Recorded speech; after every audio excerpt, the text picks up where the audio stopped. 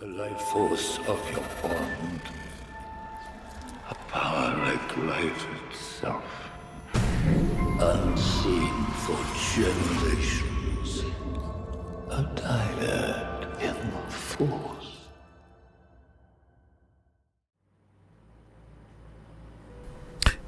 Hi. Hello there. Topics are wonky again. No, that's just me dropping the ball. How's it going, everybody? Welcome to episode 242 of DYAD in the Force. The one about what you will see after I fix it. Yeah, I mean, we'll get there. There you go. It's all good. The one about Ben. Shout out to Kenny in the chat, Illy in the chat, Phidias McCormick, Lord Goob. I'm a spooky kitty. I chose to sing that. It's one of those executive decisions you make every day. Choco, how you doing? Yeah, I'm doing good. I'm doing good. Just lots of work. But it's good. It feels right. It feels right. But I'm saying lots of work in a good way, you know? Well, I actually feel especially good because I just I did a dash to a high school to a bunch of girls.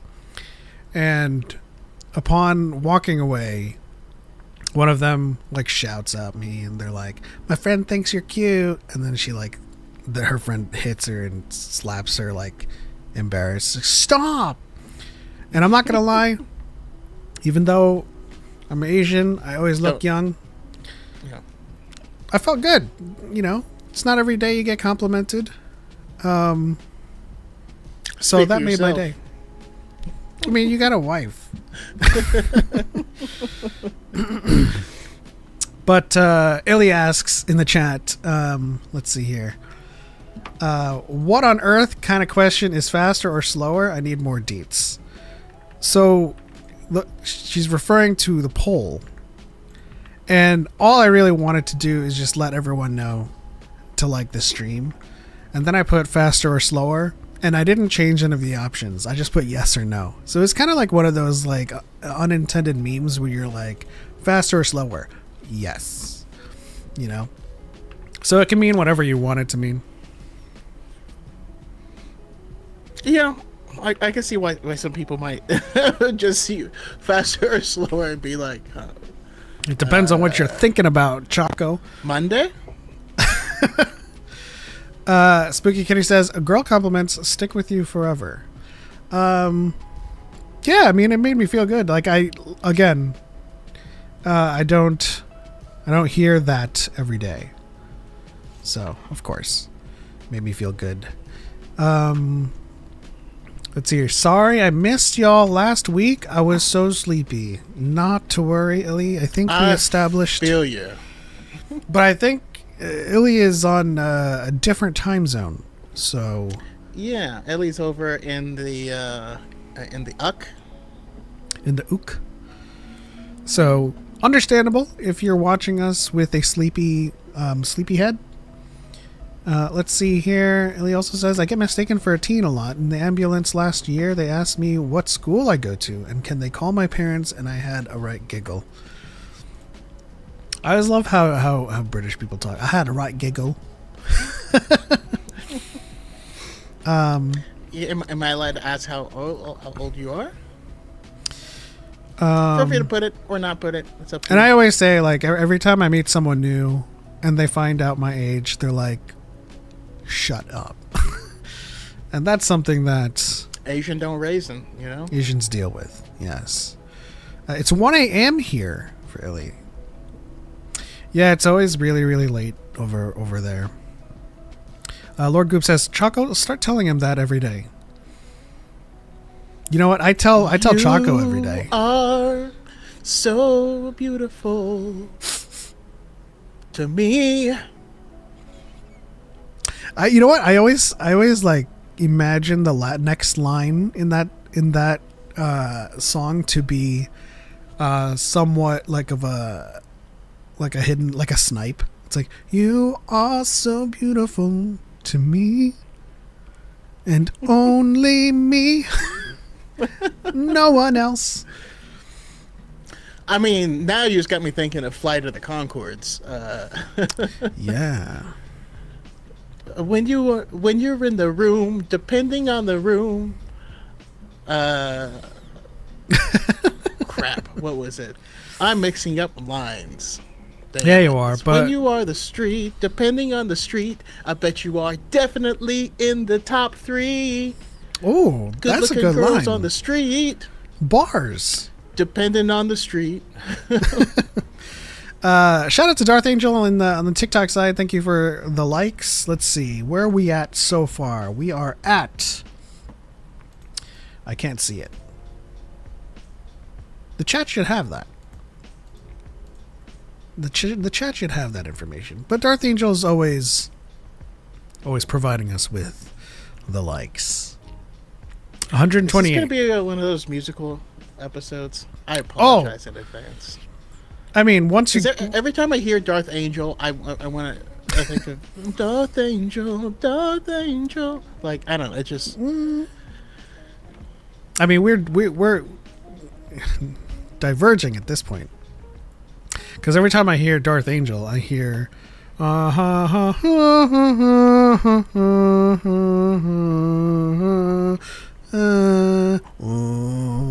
which is the Angel theme. Angel from Buffy?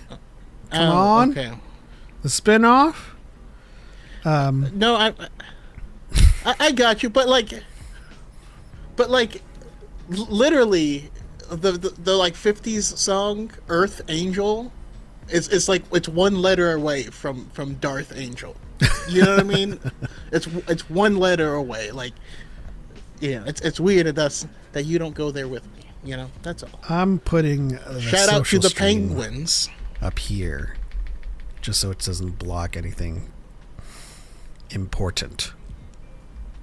Okay. Let's see. Darth Angel says, "You're welcome. Appreciate you. Help us get to 1,000 likes immediately." Illy says, "You both have pleasant singing voices. I appreciate that, especially as a Filipino." Did she add especially as a Filipino? No, I said I like that as Okay. a Filipino, because all Filipinos sing. They just don't all sing well. But when they do, I don't know sing how well. to say this, but I feel like there's a Filipino vocal quality that I can't explain, but it's there. I mean, typically it's of the classical nature. And then you have your Bruno Mars's, your jazzy inspired singing. But for the most part, they like concentrate on musicals and stuff and like theater. They take their cues from Lea Salonga and Lea Salonga alone. Please no more singing. Joke? How dare you? We're gonna sing more now. Are you kidding me? The Angel That's theme what the song. question was about. The Angel theme song is my ringtone. Dylan, you're my guy, man. You're my guy. That was a great theme song. I'm actually gonna put it on for as long as I can probably play it safely.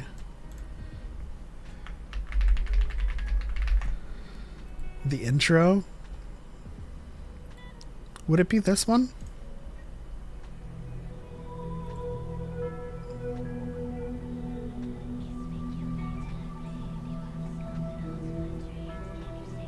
This feels, yeah, it's an extended. No, let me just put on the regular one.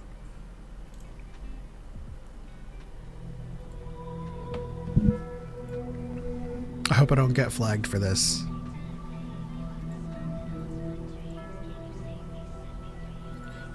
Just get into it already.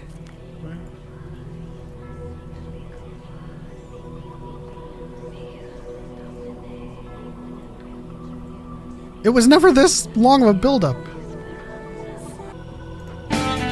There it is. There it is.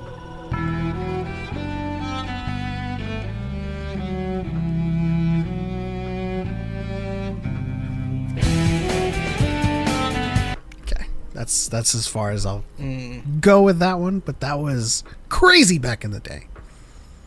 My ringtone doesn't have all of that preamble. No, I don't remember. I mean, like, when the TV show just kind of started, just went into it, you know? Important note for Buffy and Angel fans, do not watch on stream. The streaming remasters are terrible and ruin the shows in a lot of ways. Apparently, get the physical media remasters instead. I assume it's the same issue that happens with a Supernatural. Oh, yeah. I mean, that's why I got it to begin with. We started watching Supernatural, and you'll probably hear this in our earlier conversations in like the first season, because we watched the first season on Netflix. But these series used a lot of popular music, like all of the time. And so when they went to streaming, they no longer wanted to pay for the rights for like certain songs. And because of that, they used these weird, generic ass, like garbage, like epidemic sound music. Songs.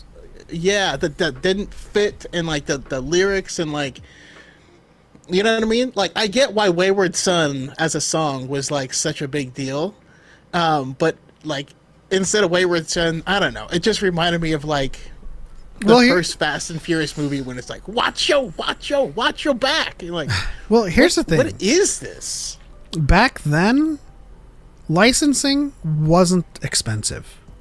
But with the advent of streaming services where like you gotta like dig and claw for every single piece of profit you can make because nobody buys physical discs anymore, they're like, okay, I want like $5 million for my song. For like a tentpole picture. I don't know how much they pay for like, I don't know how much James Gunn pays for all of the songs that he licenses for his projects. But it's great. I love that he uses them. I wonder though if he's like he may get something special because he's like friends with certain people or anything like that. I don't know. Well, Illy has a good question for us to ask for our mixer. Best TV themes, go. No, my name's Pepito, not TV themes. I'm just kidding. So Phineas McCormick says X-Files. Interesting. How did the X-Files go again? I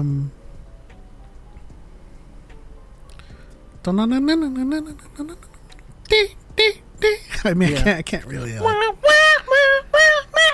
It's out of our range. Sorry. For sure. It's. It used to be. I used to have a really good range, and apparently it's just gone. I can whistle it. Can you whistle it? Damn. Yeah.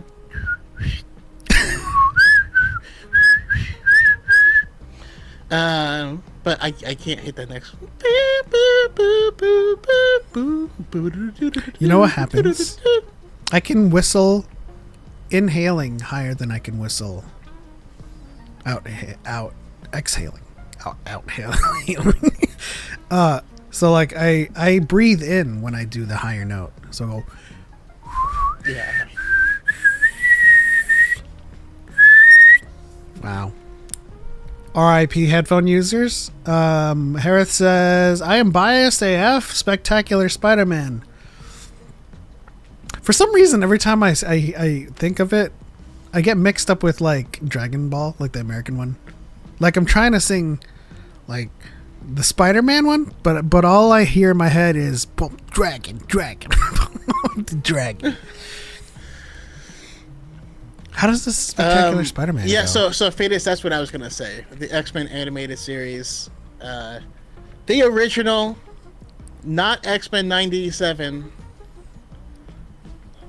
Listen, there's X-Men 97. It makes me irrationally angry. And it's because it's this very, very small thing. There's like a bell. And it doesn't hit the bell in X-Men 97. And it makes me feel empty inside every time. You know what I mean? When it's doing the build up, and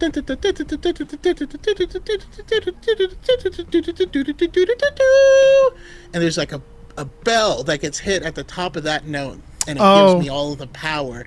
And the 97 version doesn't have the bell, and I hate it. It makes me so mad.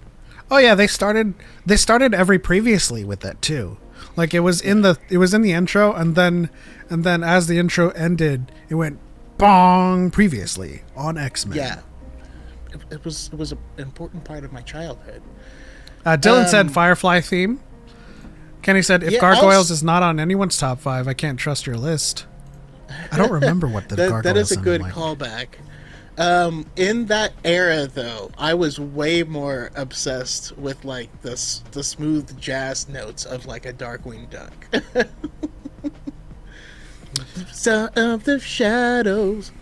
I sent you Genius links on Discord, so you do not have it play on stream for copyright. What do you mean?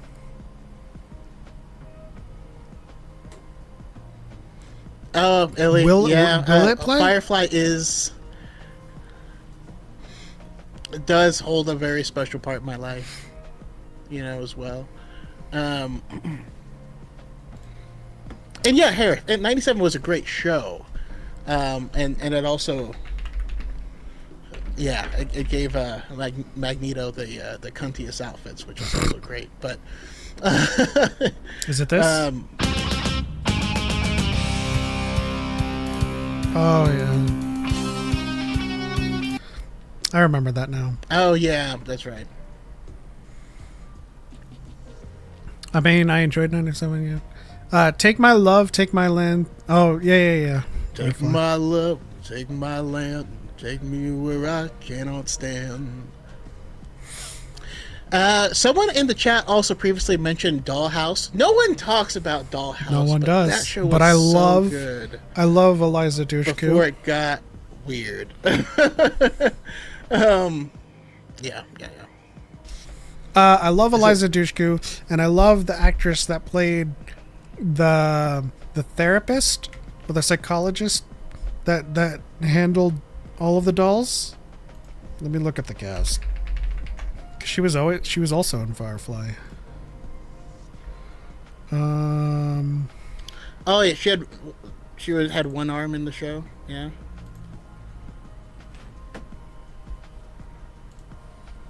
Yes.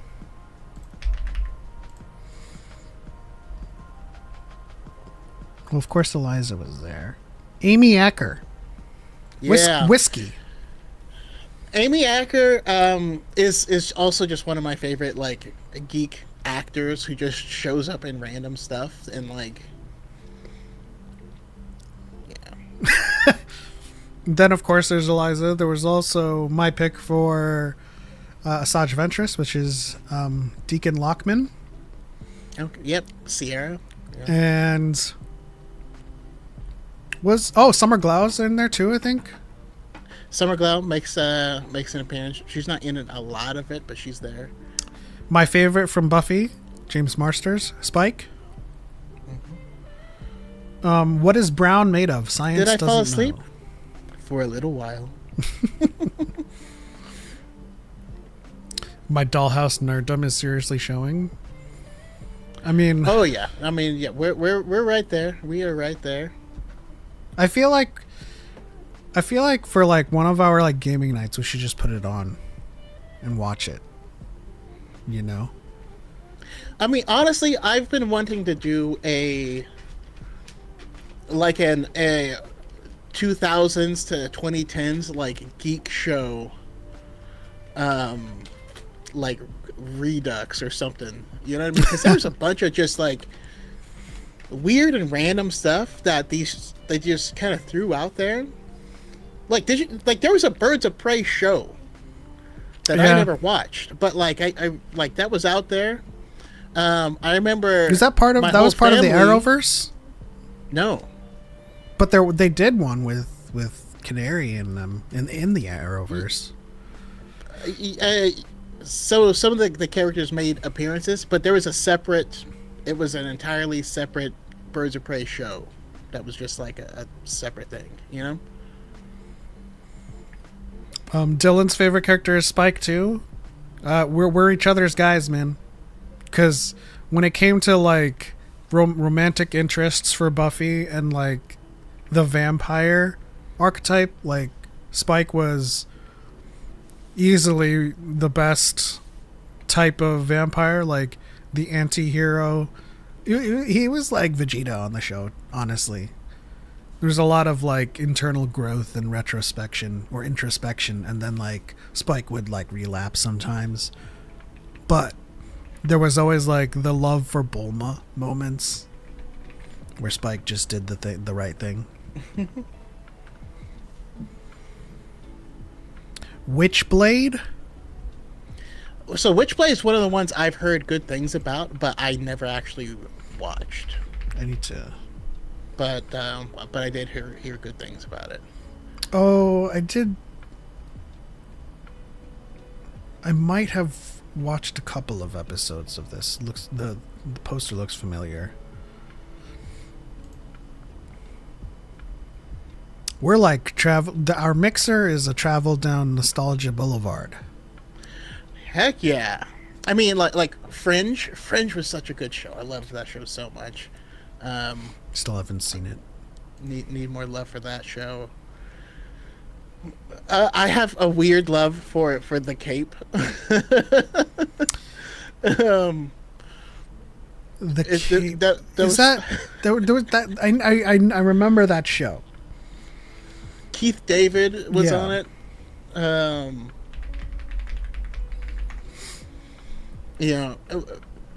Recently, you and I had that whole conversation on Battlestar Galactica,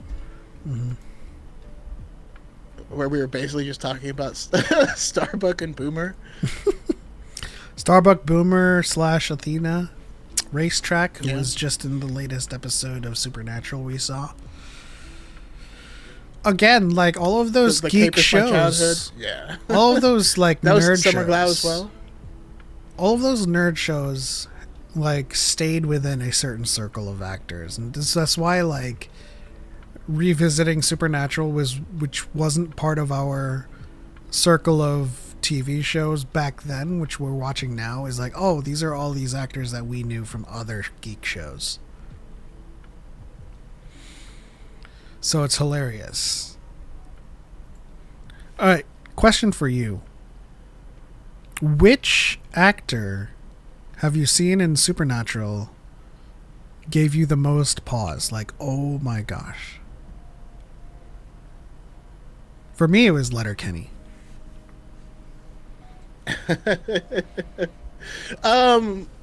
What do you mean, pause? Pause? It could be anything, really. How whatever pause you took, for whatever reason, it's just a pause.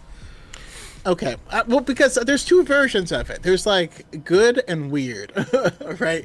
Good pause was Sterling K. Brown, having him walk in there as another hunter was like, and he acted circles around everyone else to the point where it was problematic. With like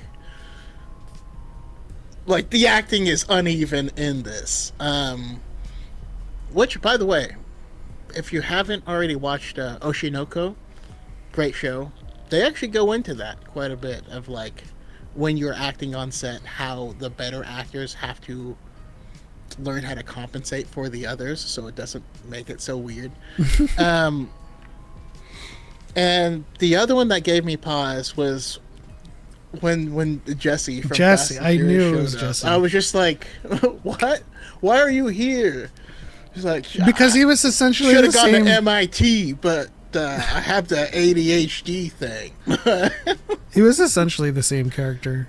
He was the exact same. He was character. talking about technology. He felt like saying, if we can like overnight parts from Japan, we can get it. This thing will decimate all. Oh man, No Ordinary Family, Kyle XY. I think I remember Kyle XY. Alphas, I remember. Sanctuary. Alphas was so good. Oh my god. Especially, like, I even hear the one kid who could, like, go through, like, phone feeds and stuff like that. I hear that guy's voice in my head being like, Dr. Rosen? Dr. Rosen? I need to know if there's anyone in the chat that watched Vampire Diaries.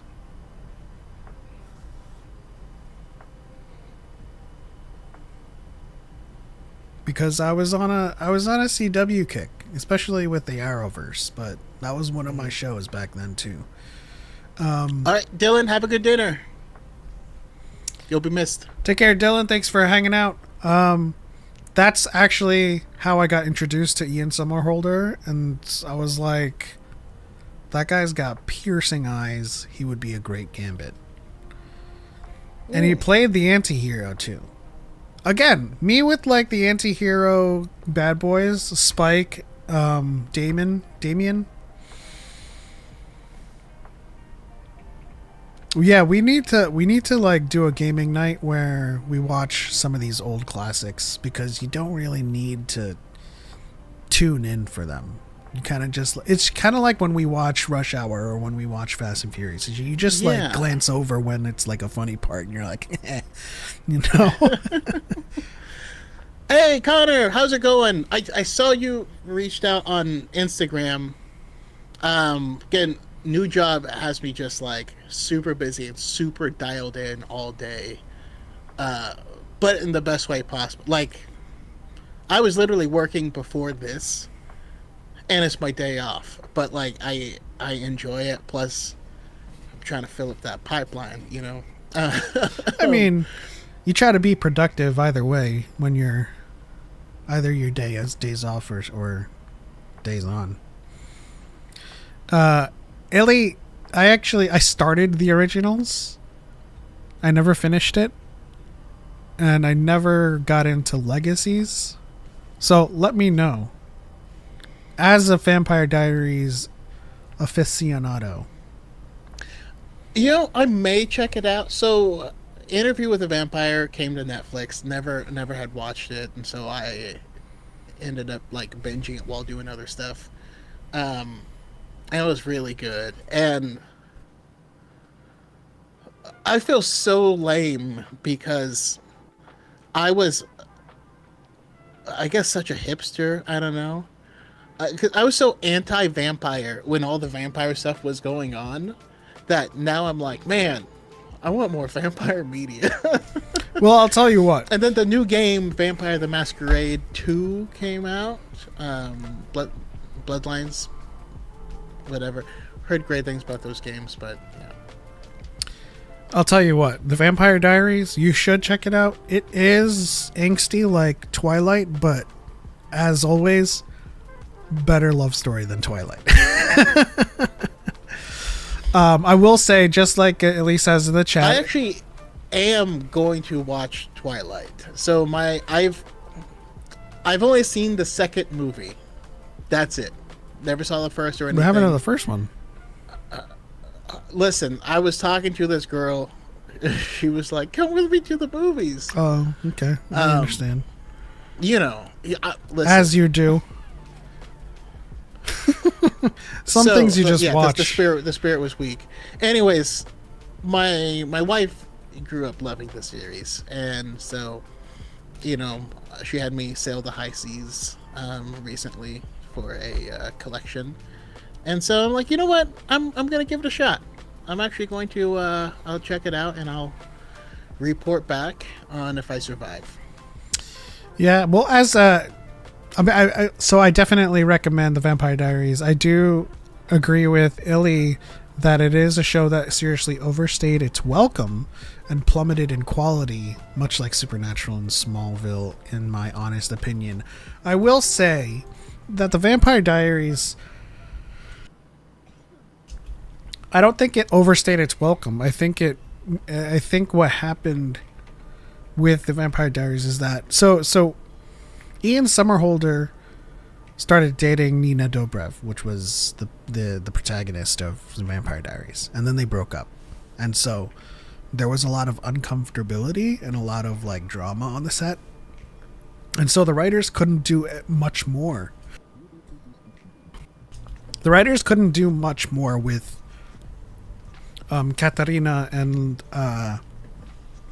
Elena and Damien. Is it Damien? Damon Salvatore, right? And that was like everyone's like biggest thing with the Vampire Diaries was like that love triangle, but like they started acting weird in the show, like that it came off in their acting. And so I think that really affected where the show went.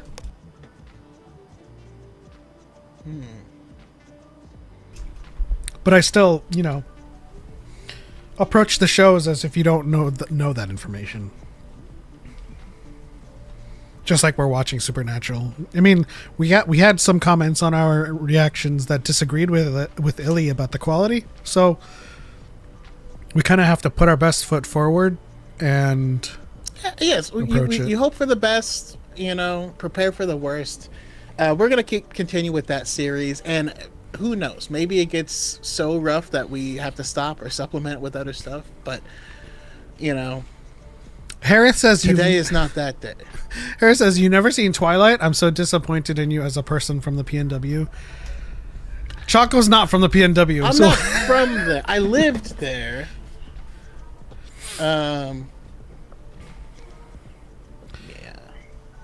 Speaking of vampires, one of my October traditions to go back and replay Symphony of the Night. Oh, okay. You two aren't at the point where Supernatural loses quality, though you haven't gotten there yet. You're still on the good episodes. Well, Illy, just like what we were saying, they've been real good. Yeah, man. But just like we were saying, like we try to approach these as if we were watching it back then. We try to experience it as though people are experiencing it back when it came out, and so no one knew or had these opinions, right? So we're not gonna bias ourselves.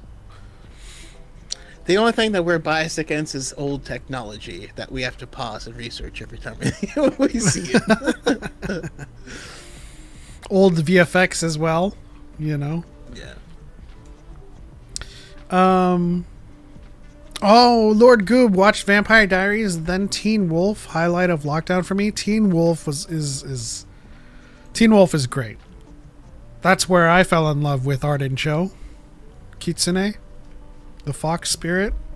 I loved that Teen Wolf was like more than just about a teen wolf. Like they went into like banshees. They went into hellhounds. We just watched an episode of Supernatural with the hellhound.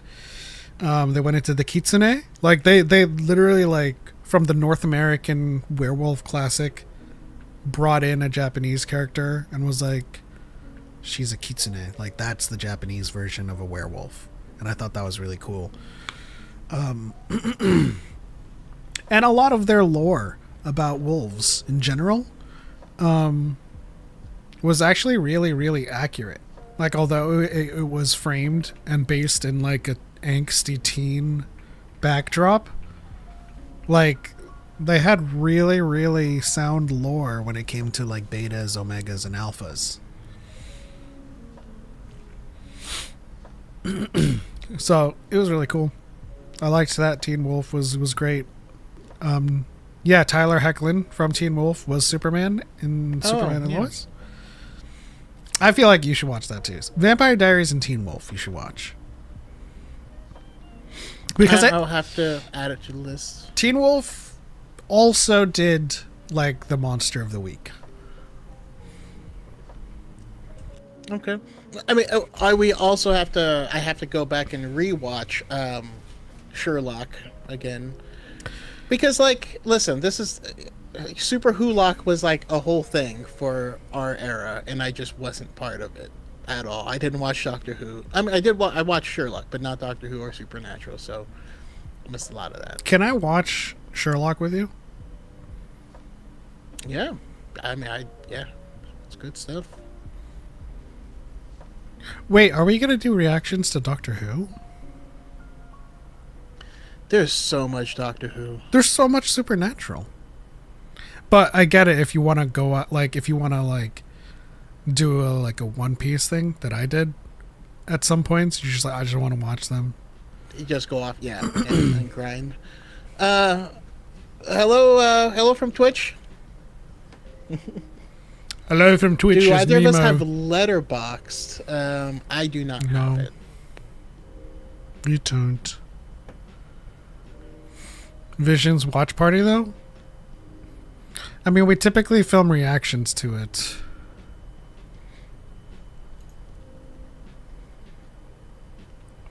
I didn't like the penultimate season, the one that was like 90% about Lou's cancer and hardly anything else. Mm. Oh, Lois's. Got it. It is a great show, though. Well, that's a spoiler. No, I'm just kidding. I didn't watch the last season though. I watched everything but the last season. I did like Superman and Lois. So, like, hot take, I think Tyler Hoechlin is better than Henry Cavill as Superman. Getting ready to listen. I think the Henry cans of the Cavill, tomatoes. Henry Cavill looked great as Superman, and I think he had like all the potential in the world.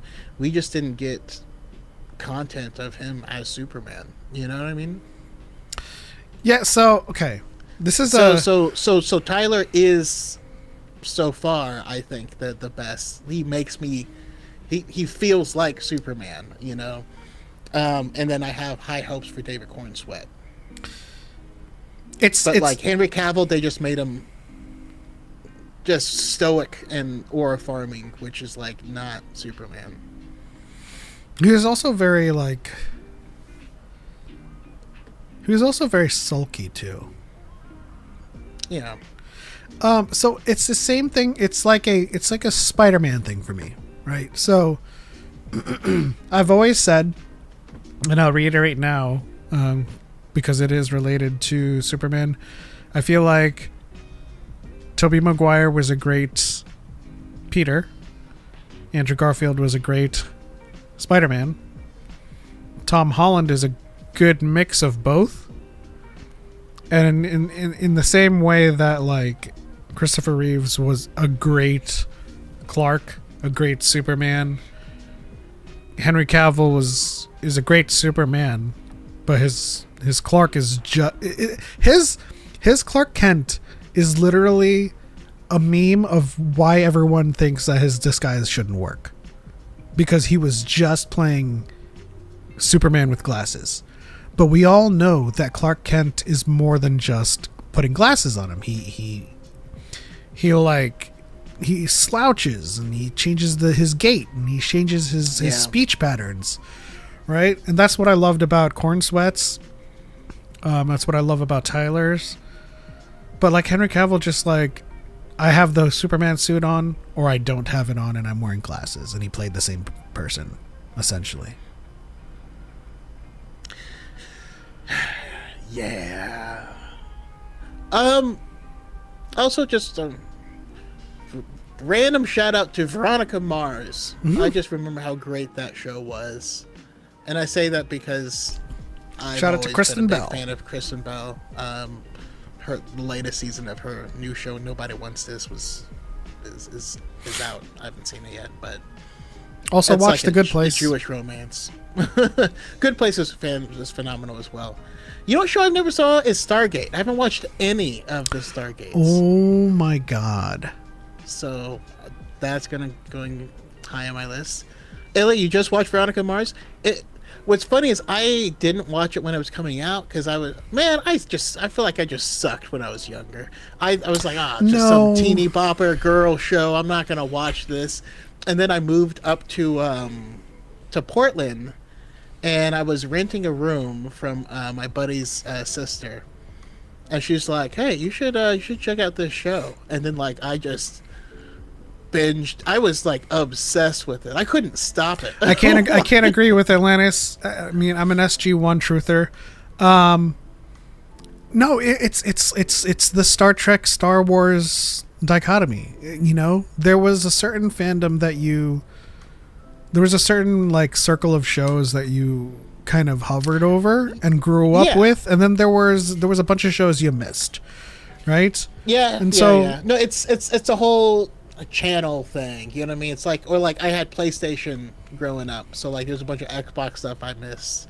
You know? No, that's exactly it. It's sometimes you had the CW or the WB, as it were, right? And then there was like sci-fi and like space fantasy shows that were on like Fox or something, Your upbringing But with to answer the original question, Young Justice has the best opening.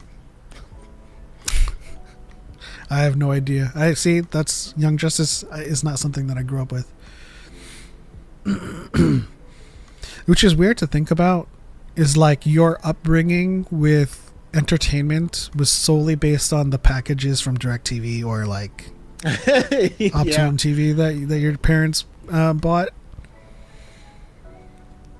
So you either had like the Animaniacs and like Pinky and the Brain or like stuff like that. And sometimes you had like the UPN network where you can watch some anime. Sometimes you had the Sci-Fi network and then you watch the anime there. I know I didn't have Cartoon Network for a long time because we didn't have Disney Channel for the longest I didn't time. have Disney Channel. All the stuff from Disney I missed, except for somehow I would always end up watching The Famous Jet Jackson, and that was my favorite Disney show growing up. But nobody knows what that is, and it makes me really sad. The Famous Jet Jackson is like, you remember it? Yeah.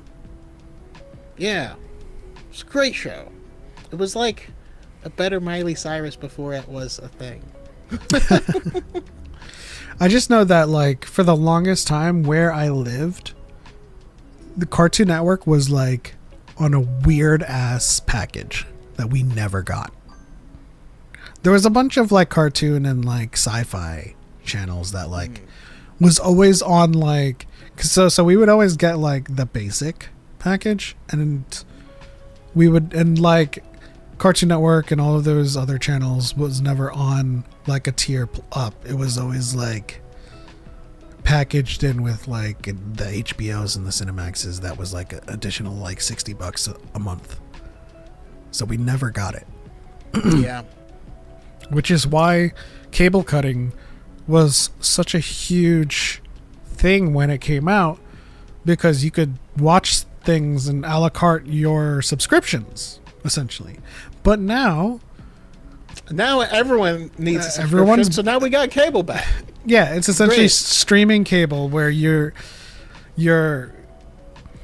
when you could just do Netflix, Hulu, and maybe Crunchyroll, just like to start with a few basics. You got your anime, you have your Fox reality shows and like, you know, your FX, and then you have your Disney and Netflix. But now everyone's bundling again. Yep. It's you can That's no why longer you just need a wide variety of friends, and you each pay for one subscription and just share them all. That's what you can no longer a la carte any streaming services. It's just bundles. So like right now, Disney Plus is like $25 because it comes with ESPN, Hulu, and it was like, okay, but I don't watch ESPN. I don't watch these things. I just watch Hulu and Disney. That's it. You know, I feel like Netflix is the only one, obviously, because they're like giants, but like everyone else is kind of like trying to capture that streaming subscription. But then like as soon as they get you, they're like, oh, we're adding this network to it, so your price is going up $2. And you're like, well, I mean, that's just because streaming isn't profitable. You know what I mean? Like, Netflix is only profitable because they invented the model, and it took them a very, very, very long time to become profitable at all. yeah. Like, it was touch and go, you know? I worked at Netflix in 2012, and, like, it was, there was times where they didn't think they were going to make it. Honestly, Harith says, remember when it was just Netflix, Hulu, and Prime Video? I think that these companies' greed made it an unprofitable model. Honestly, because the more that they tried to add content without forking over for licensing, the more they kind of alienated the subscriber model.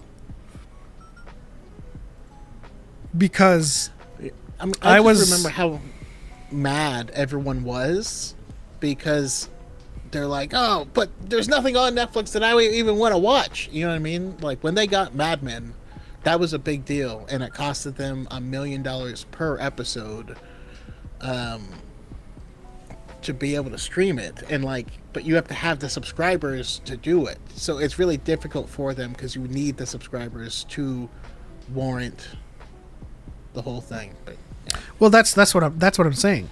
So it would cost them $1 million per episode to license it, right? But then they wanted the entire package. So Hulu would add all of FX. Like this was before the acquisition of Fox.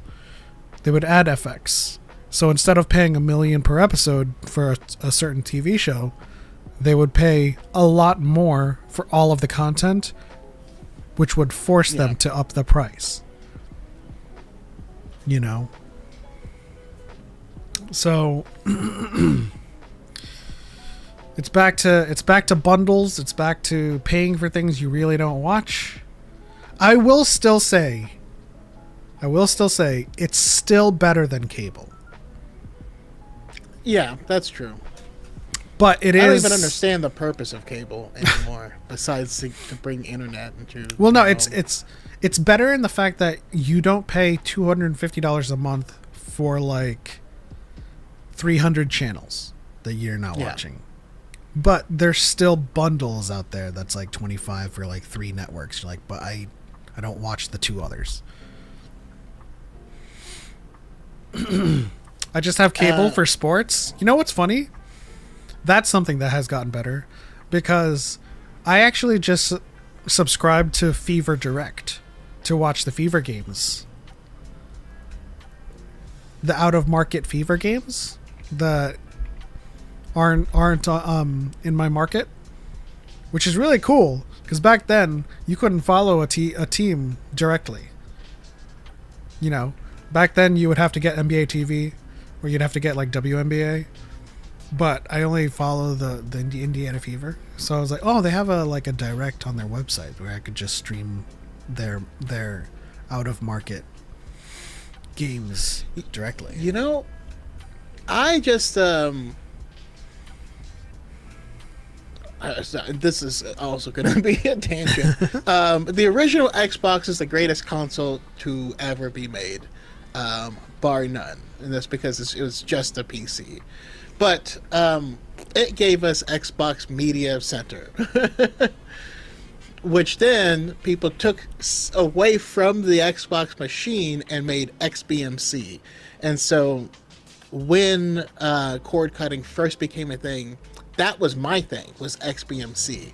So I had a Raspberry Pi, I had it loaded up with XBMC, and then I had it connected to a bunch of repositories so that I could hop on and stream all the sports I wanted or whatever just from all the feeds wherever.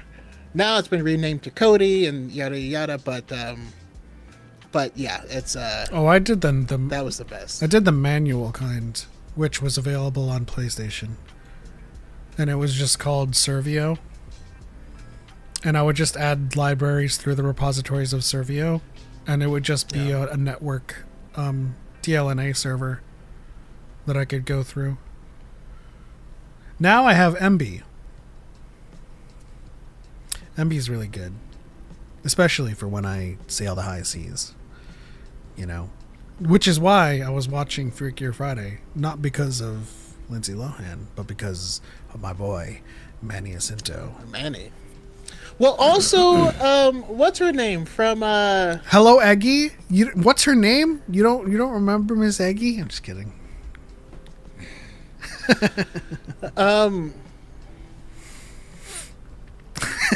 From Never Have I Ever, the main character from the show, the Netflix show Never Have I Ever was on it as well.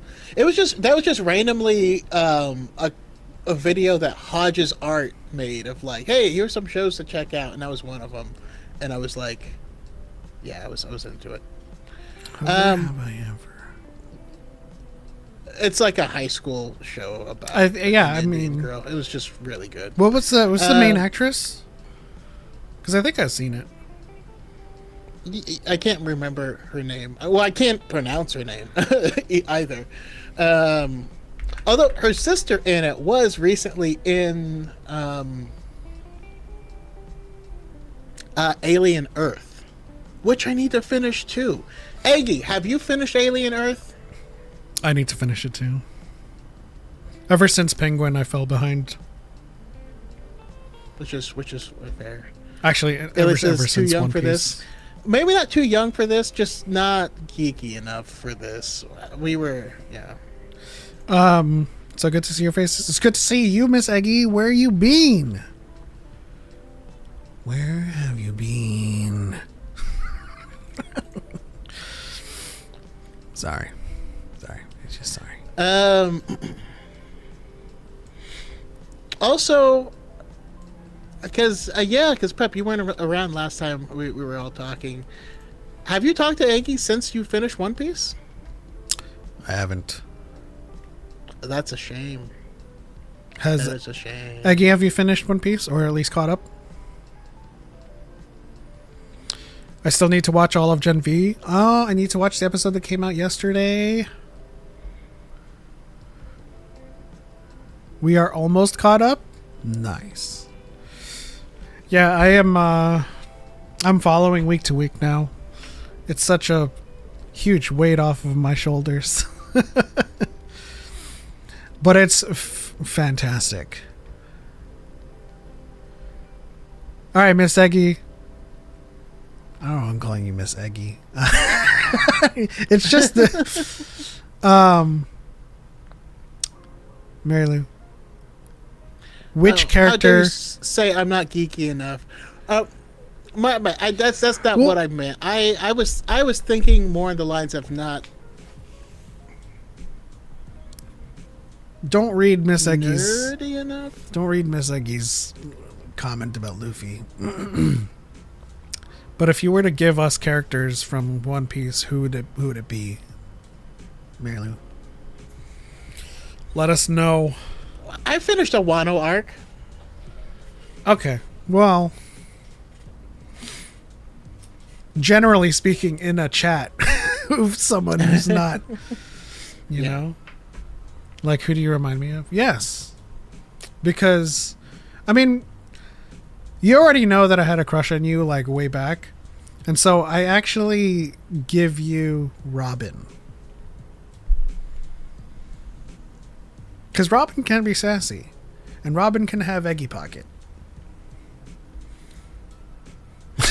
There has been there has been a few Robin lines that directly made me think of Eggy. Yeah. There has been a few. Because, like, I actually texted her on one of them. Because I forget what was said, but she just looks and goes, "Did I give you permission to speak?" And I was like, I don't know. It was just. I just know that when everyone's acting a fool, and like Sanji's being Sanji, and then Robin just goes, "Ada," I'm just like, she's the best. Mike K says, "My two favorite Star Wars creators." I appreciate you, Hello, Mike. Mike. Although I don't so much feel like a Star Wars creator anymore. It's been a while, and I have no. What are you talking about? You're on a content creation right now. Well, true, but like you can stop doing your own private channel stuff and be on DYAD and still be a creator. No, it's just true, but like I don't know. I even had to. Says the guy on the Star Wars podcast. Well, I even had to step back from a really cool project that I was on. Although I am trying to get them to allow you to replace me, but I have not heard back on that just yet. So what? You're done with like individual efforts, or you just taking a break? I don't know that I can say that I'm done, but like, again, new job is very busy, and And I also just really like it. Like, I really enjoy the space it occupies in my brain. You know what I mean? Like, it scratches like the right itch. And so I don't know. But if we do like dyad events, Oh yeah, I mean it's not going to change the diet events, but there just are certain things I have to pull back from. Harris says, but which Robin? Nico Robin. Yeah. I actually give Eggy some Robin and some Nami, to be honest. Because Nami is outwardly sassy. So in terms of the Straw Hats, Choco is Jinbei and Pep is Luffy, I think. Interesting. Because Cal gives me Jinbei. Because I can be pretty stern. But that's yeah, I suppose from Cal's perspective, I can be pretty... Welcome on! Yamiro! Suijin Karate! I love Fishman Karate, to be honest. Yeah.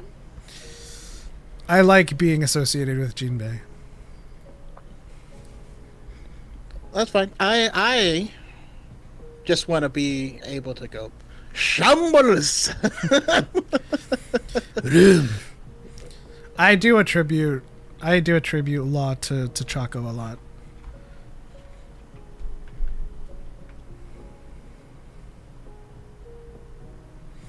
Dang. Choco's got the calm chaos and I've got the good chaos. What does that even mean? Because I think we can both be fun chaos at the same time, especially when Choco is doing Pictionary.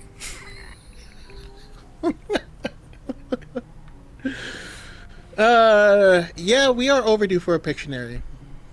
It's not that hard to start too. We can probably play it tonight, to be honest. It's just kind of like we set it up and give everyone the link. Sorry, Ellie. We are talking about some anime. Yeah, not to make anybody we feel all over the place. Not to make anybody feel excluded. But we are about to jump into the main topic, which is what we recently heard about our buddy boy Ben Solo. This is true. So even if you don't know One Piece, just know we're close. We are close. Lord Goob says, is One Piece actually worth trying to start? Last popular anime I got told to watch was Attack on Titan, and it was terrible in my opinion. So I'm not going to react to how you said Attack on Titan was terrible, because goddamn. But I will acknowledge it's not for everyone. You know, and a lot of anime is not for everyone. You know, anime is not a genre. Yeah. Okay, it is a vehicle. It is. So like you can get whatever your preferred style of something is, you can find it. It just may not be, you know, Attack on Titan, which has a great overall story, but it also is a weird flesh mech anime that like is that gets pretty wacky, you know? So like I get it. Yeah. Alien Earth exists within canon? Yes, it is. Attack on Titan is emo? What's wrong with emo? Actually, I was going to start a whole series because like my Instagram feed is all people reclaiming emo music, because there's been this weird revisionist thing where bands that were never considered emo now are, and then like a lot of people think of like My Chemical Romance as like the poster child for emo music, when that came as like 15 years later, and that's just what all the scene kids listened to, but they weren't the emo kids, they were all the scene kids, you know? Yeah. I don't know. Let's see. Quest 411 said, I hated One Piece for the first few seasons, but goodness did it get good. And that is the best way to explain it. It was just all right for me for like 200 episodes. So like I could just like toss it on and be grinding in Destiny or something like that, while it was playing in the background. And that's how I got originally into it. But it gets really good and really deep, and it pulls you in. It's wonderful. Yeah. Okay. So there is a back and forth about Alien Earth. So I should provide the definitive, authoritative answer to this. I'm just kidding. I'm not going to pretend to. But Noah Hawley said that Alien Earth is its own thing. It is a parallel universe, but it is canonically accurate to the timeline.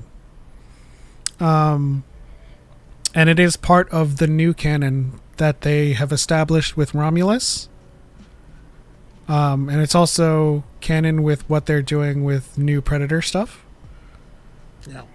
The thing is, the stories that they're writing for Alien Earth is stories that stand on their own, that aren't beholden to previous films or previous canon.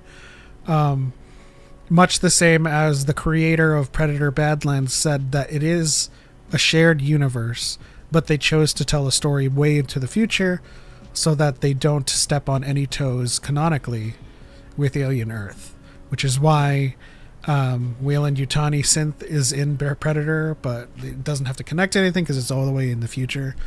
I'm super excited for that movie, to be honest. I'm excited about the new canon. I'm definitely excited, yeah. I mean, again, Alien Romulus was like a return to form for the Alien franchise to, what it was. And then I feel like Alien Earth really continued on that, on the feelings of it, on the, it's like it wasn't an overly action franchise until later, Yeah, very tense. Tension heavy, not tense. But I also, I can't wait for Miss Aggie specifically to watch it, because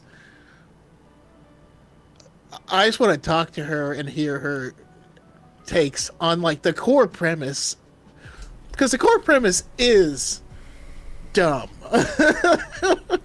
Well, for the what is it? The synthetics,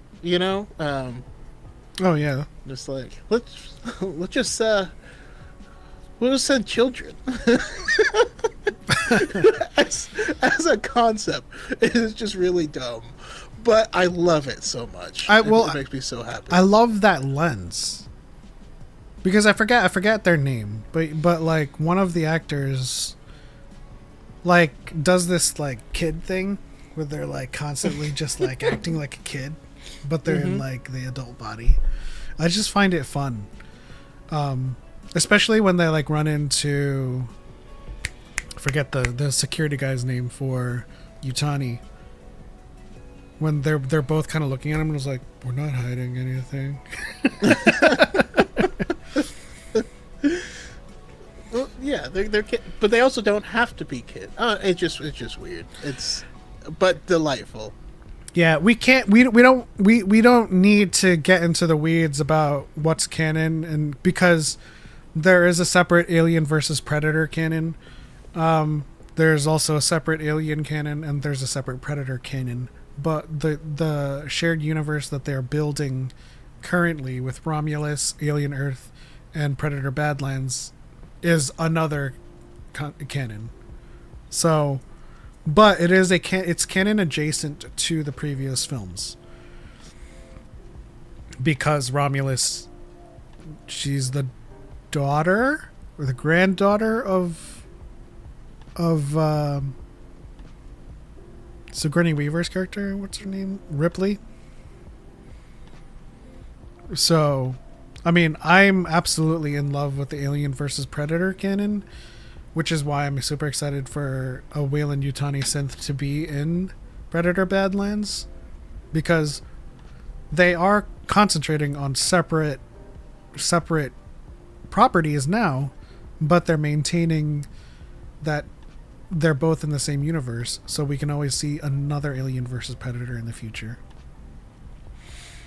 Anyways, Ben Solo. The hunt for Ben Solo. This was news that came out last week. And it's been accelerating in the news. And it's got everybody all up in a tizzy. Because we have some things about that project that came about. First, we found out that it was greenlit by Lucasfilm and shot down by Disney execs. And then we got further clarification from Mark Soderbergh, who asked Kathleen Kennedy, had any other project not been greenlit before by Disney? And Kathleen Kennedy said no. Now, of course, that doesn't mean...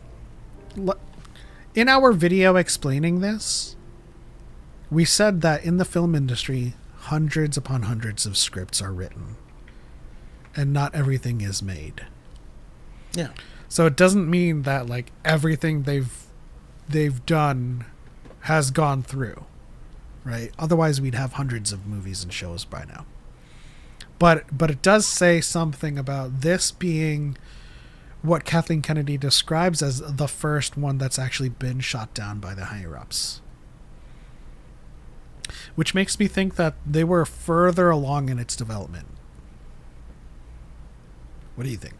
Oh, I mean, they were definitely further along, because this was like a 2-year project. You know what I mean? And he was excited for it, and they were shopping around for this whole thing. You know, and we've seen interviews and stuff with him throughout this time period of nothing, being in the books. So now you can kind of replay those moments knowing that he's cooking on this thing in the background, which is also why we can't truly take into consideration everything these people are saying. I know anytime anyone says anything, we get the classic chuds who are like, see, they actually hate Star Wars now, and that's why they're never coming back. Meanwhile, he's like knee deep in a Ben Solo movie, working on it. Yeah, it's not true, but yeah, it seems like this one made it pretty far. But you have to understand, for these major companies, in order to explore a script, that's peanuts to them. That is nothing. If someone's like, oh, you got an idea? Why don't we look into this? Like, we're like, sure. Let's see what you got, And then they'll buy a script, and Hollywood industry it's weird, and it's also kind of cutthroat. Sometimes they'll buy a script just so that you can't make it, too. But yeah, they shop around, they buy tons and tons of scripts, they see tons and tons of pitches. It's pretty open. Yeah, Nemo is asking if we saw the article. I did, and it's essentially what we're talking about now, is that they kind of were further along. They had, they had ordered staff, they had ordered the screenplay. They were kind of in pre-development, honestly, for the movie, until Iger and Bergman shot it down with concerns about continuity, which is something that we share in terms of how Ben Solo can be alive at this point, right? And we made a whole video discussing how it could potentially be done within continuity, within universe, and there are possibilities to do that. And then, in addition, right, it brings out that, according to insiders, Kathleen Kennedy, Dave Filoni, and Carrie Beck were directly involved throughout the development, and were excited for this. So, I feel like there very well was a lore accurate way for him to come back, that they were working on. It's just that, Bob Iger couldn't see how it could be done. Which is the one thing that I'm angry about. With executives being in charge of greenlighting and basically deciding whether a project moves forward. Because they're not always the best people to look at continuity and come up with the answers. Sometimes the answers don't even present themselves until the story is written. You know? Yeah. Like I mean, with that mentality, we wouldn't have Star Wars as we know it. Yeah. Like, we know, like Empire wouldn't happen. In fact, the guy who greenlighted Empire got fired for it because they admittedly went over budget quite a bit. No, but it's like if you were... So say you saw George Lucas's Star Wars. The very end, they blow up the battle station. They're having a ceremony. Everyone's getting medals. It seems like a done and dusted narrative. So if like an executive was looking at Empire Strikes Back, it's like, oh, I thought they beat them. I thought they destroyed their huge battle station. You know? Tarkin was there. They defeated Darth Vader. He's like spinning off in the galaxy. At that point in A New Hope, it didn't seem like the Empire was much more than a battle station and a couple of Star Destroyers. Right? They hadn't scaled up the immensity of the Empire's proliferation in the galaxy. And honestly, the galaxy wasn't that big in A New Hope. So like if executives treated narrative in a way where it was very compartmentalized and you're like, well, I don't see how this story continues. They beat them, they got the medals, everyone's celebrating. In the same way, Choco and I can see a whole bunch of lore possibilities as to how Ben Solo could come back to life. Which, if you guys have one, let us know in the chat. How would you, if you were making this movie, what would it be about? How would he come back? Just throw it in the chat. I'd love to hear your guys' ideas. We talked about our pitches before. Yeah, Harris says, also, I will throw this in. After having a heated discussion on this, what's the possibility this will be just worked into New Jedi Order? I mean, worked in, I can see, but I don't think it would do any justice to Ben Solo's story if it were just kind of shoehorned into Rey's story. Because New Jedi Order is Rey's movie. She's rebuilding the Jedi Order. Obviously, there's going to be like small threads and dangling narratives that will point at a passing of the torch to the new Jedi in this New Jedi Order. But it's still Rey's movie. And I think that the story they're trying to tell with the hunt for Ben Solo is a Ben Solo story. So I don't know how they shoehorned that into a New Jedi Order project without severely crippling that narrative. You know what I mean? Yeah. I mean, it needs to stand on its own. It needs to officially be a Ben Solo production for it to really work. So yeah, I couldn't say, but is this spooky? Is this spooky music kind of throwing you off? I'm just like, yeah, it's weird. Like it's in my ear, and I'm just like, let's put on something neutral in theme. But yeah, we were talking about the lore possibilities, and just to kind of reiterate, my chief lore fix for Ben Solo is using the planet of Gacian, where it was a vergence in the Force that took the imprints of people's minds, and it would take the imprint from Ben Solo that lived inside Rey, and it would find a way to bring him about in some way, shape, or form. That's one possibility. I'd have to, game out all of the lore behind it, but essentially that's the premise. Because of the DYAD and because of this planet that kind of takes people's imprints in the Force. That's how it is. I do have to say that your idea for that, though, one thing it made me think of the possibility of is two things. Let's say at some point Rey goes back to Octo, maybe with her new students, and she goes back into the mirror cave. Oh. What if she sees Ben in the mirror? You know what I mean? Because they're two that are one. Maybe he can't cross over, but they would be able to communicate there. And maybe if they were to touch the world between worlds, they'd be able to converse. Maybe he can't come out, but he would exist in this middle space until she becomes one with the Force, which could be cool. I like that insofar as it presents a foil. Because remember, that is part of the dark side versions on Octo, that mirror cave. So if it shows her Ben in that way, it could act as a kind of like a dark side Tempest that is part of her journey to get Ben back, but it's also kind of like she needs to kind of confront the dark side and overcome it.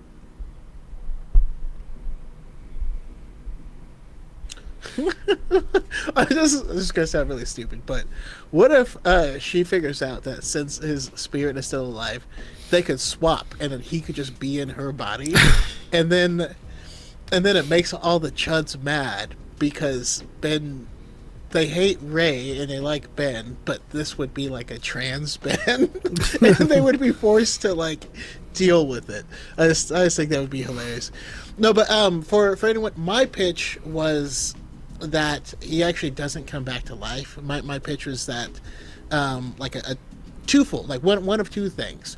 One, either kind of like Yoda had to go through some trials with the wills in order to complete the training, that we have something similar where Ben is actually re-traveling through his past and we basically have to see that him as he was at the end, if he would make the same mistakes that he did at certain nexus points along the way, and if he can make better decisions, understand where he went wrong and why he went wrong, that would be when he would be able to cross over, and then we could extrapolate that when Anakin passed, that's exactly what he did, and that's why he got to appear as a Force ghost, is because he was able to kind of go through and right his wrongs. And then my other thought was on the same line, but if we have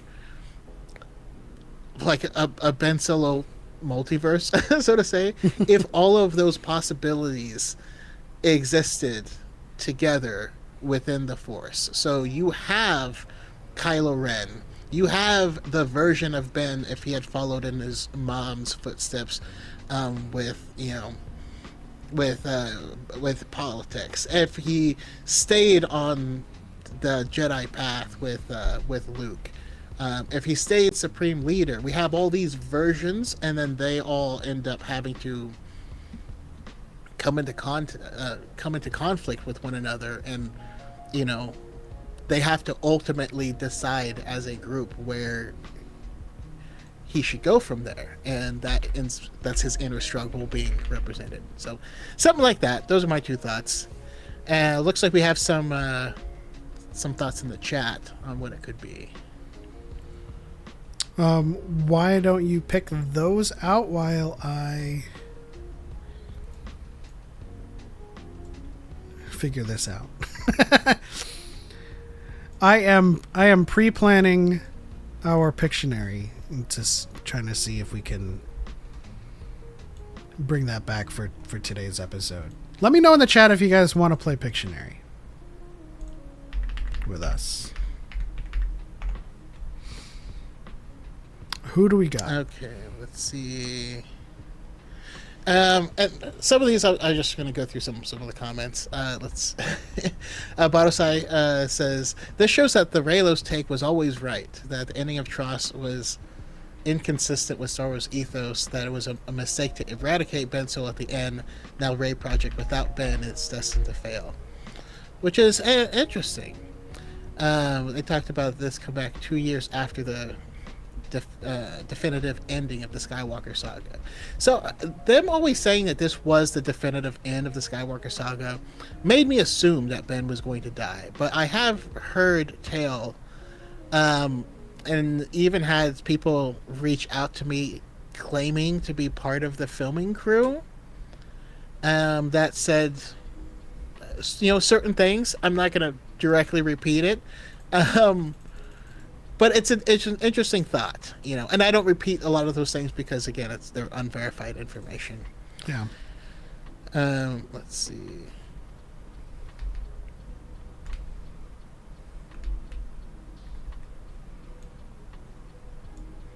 Lord Goop says, moments after Tross, a ghost. We only see the boots and end of the robes. Or two, stands over his body, then disappears. Pans up to his body, up to his head, and he gasps. Meaning someone showed up to bring him back.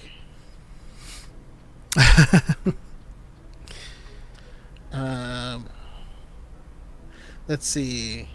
VGC says, previous Dave and Lucasfilm wouldn't talk about canceled projects in case they could bring it back later. Ergo, Maul was hush-hush, along with some Clone Wars Rebel story details. That I actually disagree with. Dave Filoni has talked openly about a lot of things that have come back. I was in the room at Star Wars Celebration in 2015, and we went through a bunch of stuff that ended up being in season 7 of Clone Wars. We showed us early concept art and stuff of Ahsoka and her going down in the hole where she met the Martez sisters and all this stuff, and then we got to see animatics of the Bad Batch and that whole arc and a whole bunch of other stuff. We got to see how the Clone Wars are supposed to go to Kashyyyk, and he's talked openly about a lot of things. Most people just didn't pay attention, but I'm one of them deep lore nerds who remembers and saves all of this stuff. And so that's why a lot of the stuff I'm not surprised by. The Maul story, for instance, what is hinted at with this Maul story is really coming directly as a continuation of a version of a sequel trilogy that George Lucas talked about, that we see in the big red book that doesn't fit on a desk. Let's see here. Badosai says the story has to go where Rey and Ben Solo reunite. They leave the Jedi Order, but they are allies. Finn is the new leader of the new Jedi Order. Poe becomes Chancellor. Rey and Ben take R2 and 3PO to the Falcon, travel across the galaxy to help where they can. Eventually, in epilogue, they have kids and settle on Naboo happily. There's a Virgins on Exegol. He should be in another plane. He is guided by past Force ghosts like Ben Kenobi, who he was named after, and Anakin, his grandfather, and Luke. And Obi-Wan helps and guides Ben Solo the way he couldn't with Anakin. That actually would be interesting if you could have, Obi-Wan. We see the guilt that he has and has to overcome in, the Obi-Wan show, which, even if it wasn't your favorite, I thought he did a great job portraying that, being broken after losing this child that he raised. And so him being able to teach the lessons to his namesake would be pretty cool. I would like that a lot. Luke, as a ghost, sacrifices his very essence to help his nephew. Did you read this already? Not yet. You want to go ahead and read it? I'll be interested to know how that works. Luke, as a ghost, sacrifices his very essence to help his nephew, as he wished he could have done in life. Yeah, I mean, he means that Luke essentially gives up. everything. His right to become part of the cosmic force. The thing is, as a ghost, as one who has become one with the Force already, I don't see a lore opportunity for him, because becoming one with the Force is a loss of self to begin with. How do you kill what has no life? Sorry, that's a South Park quote. Kill the dream. From the best episode, Make Love Not Warcraft. But the thing is, Oh, is it out of sync again?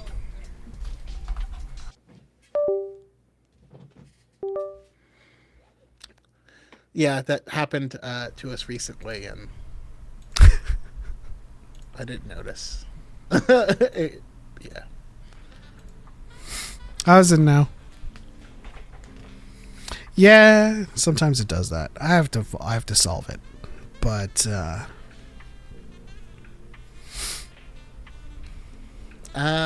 is it good now? Might be. No. It's good on my end. Oh, that last sentence lined up. Okay. Cal4 in the chat. Thank you for the $3 ramen drop. Appreciate you rocking with us. It's still a good 2 seconds behind. It shouldn't be anymore like it was, but I fixed the issue.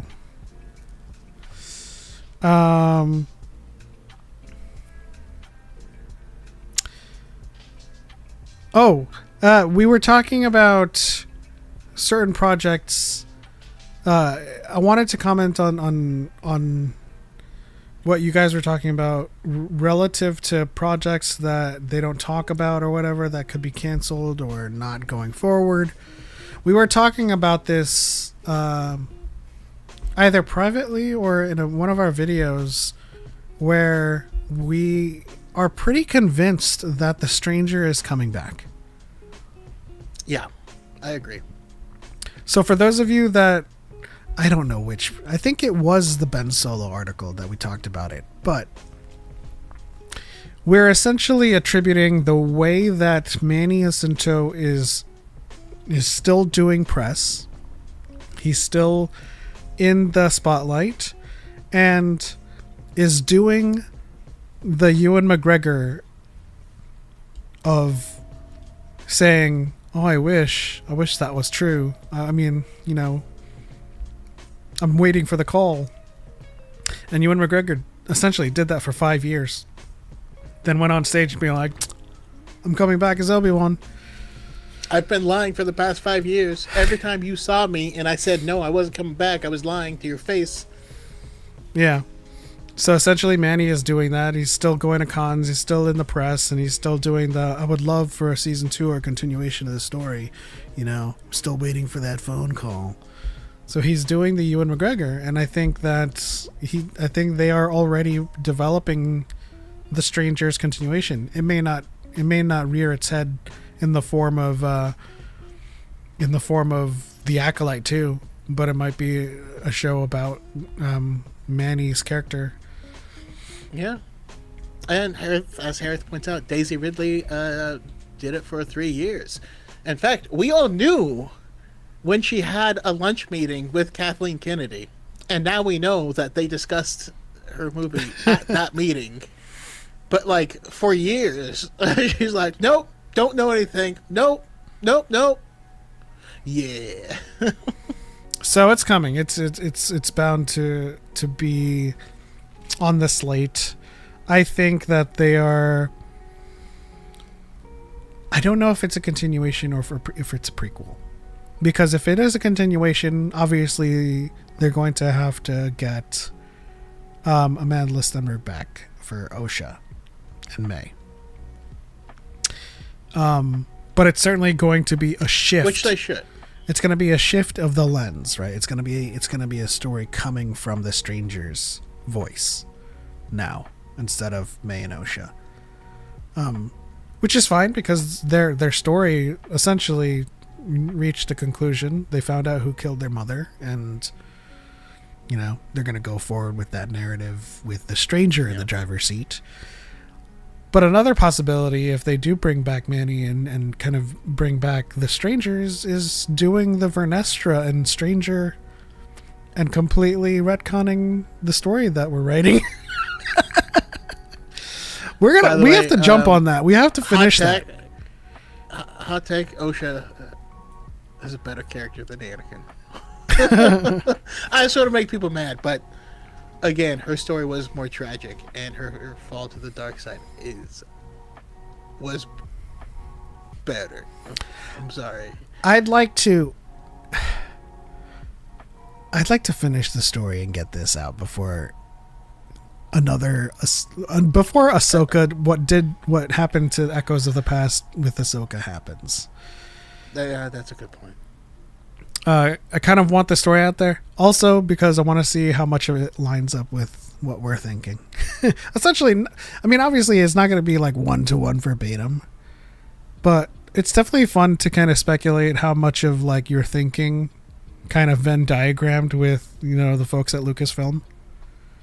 Because the first time that happened with us and the Force being a river, I was like, they watch us, or something like that.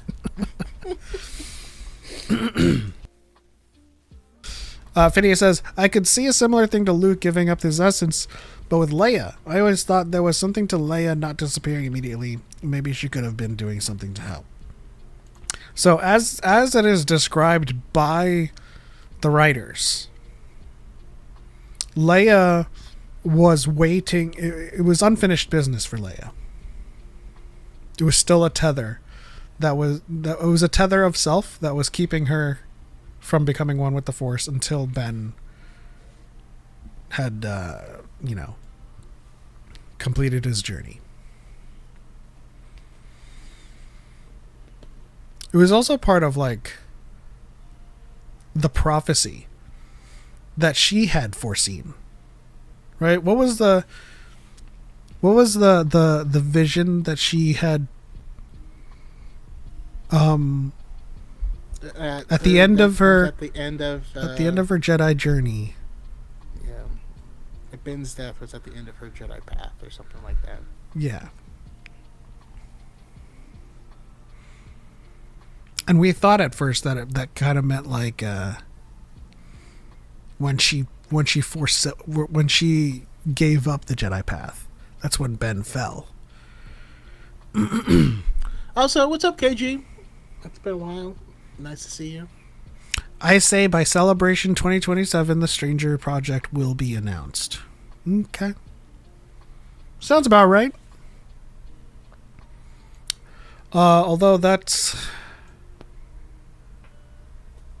Yeah, that is a Celebration year. Ah! Calm down, alright? You good? Things like, nah, man, where my Cyan at?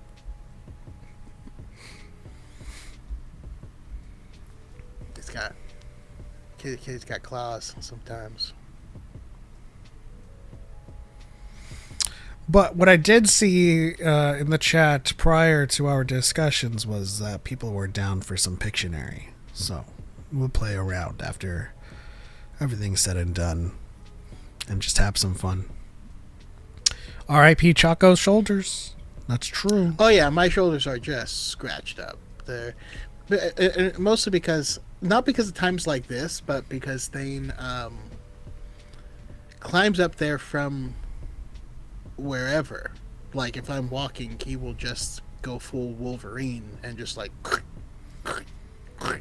up my entire back so he can ride on my shoulders.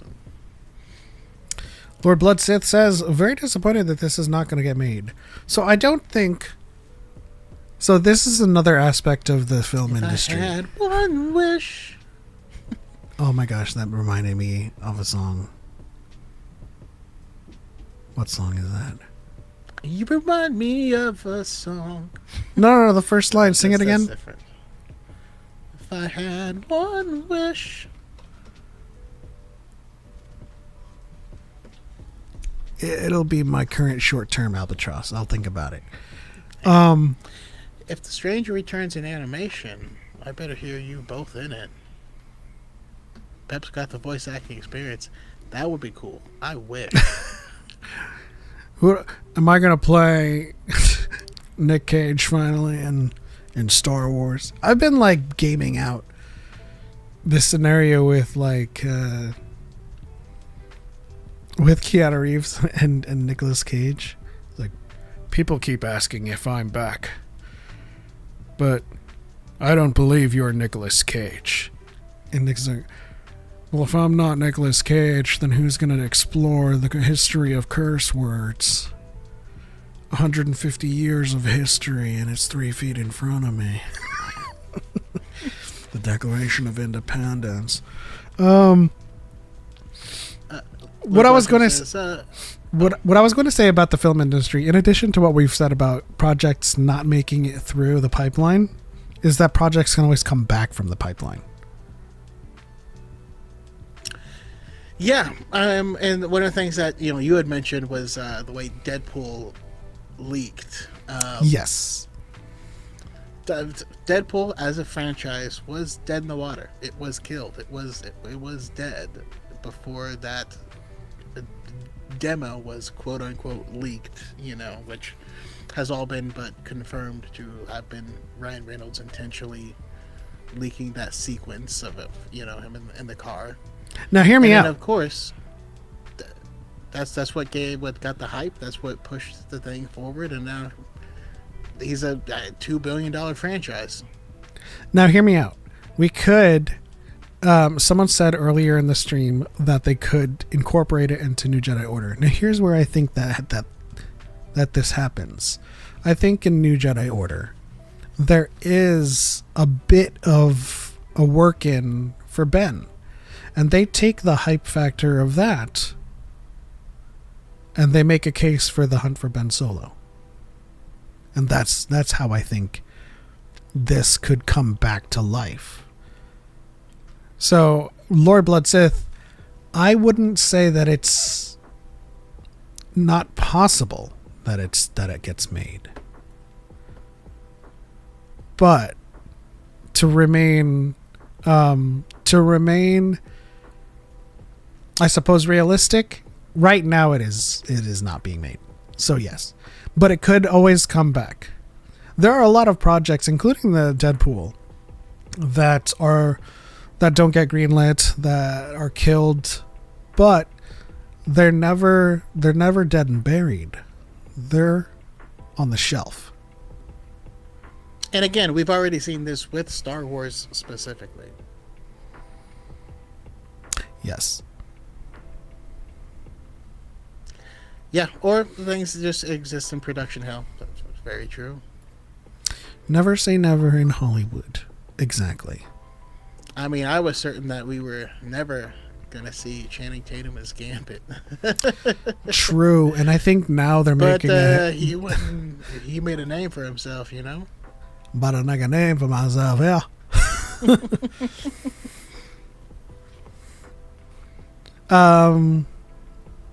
Let's see.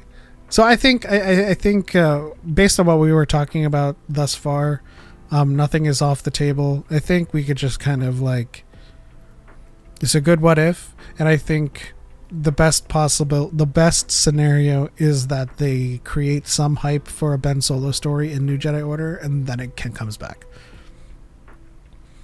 Because, the Clone Wars, that was dead in the water too. They brought back season 7. They brought back season 6 too. Mm-hmm. But yeah. Mm-hmm. Mm-hmm. Now, who plays Ben Solo? I'm just kidding.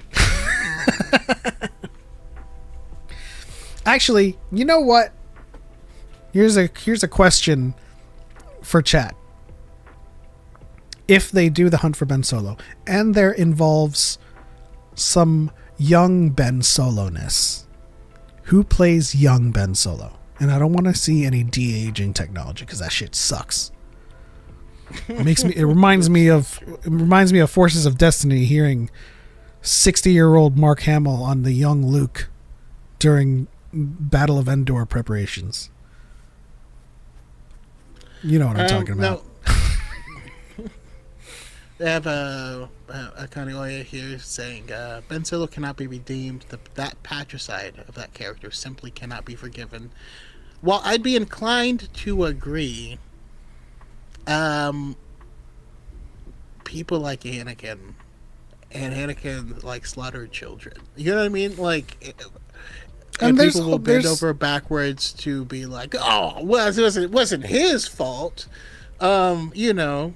There's also Mace a Windu whole... was mean to him once, so he murdered a bunch of children and became the right hand to like a fascist dictator for 22 years. So like it that makes sense. So I don't know. But there's also a whole like community of Reylos. You know, that's going to also like this story.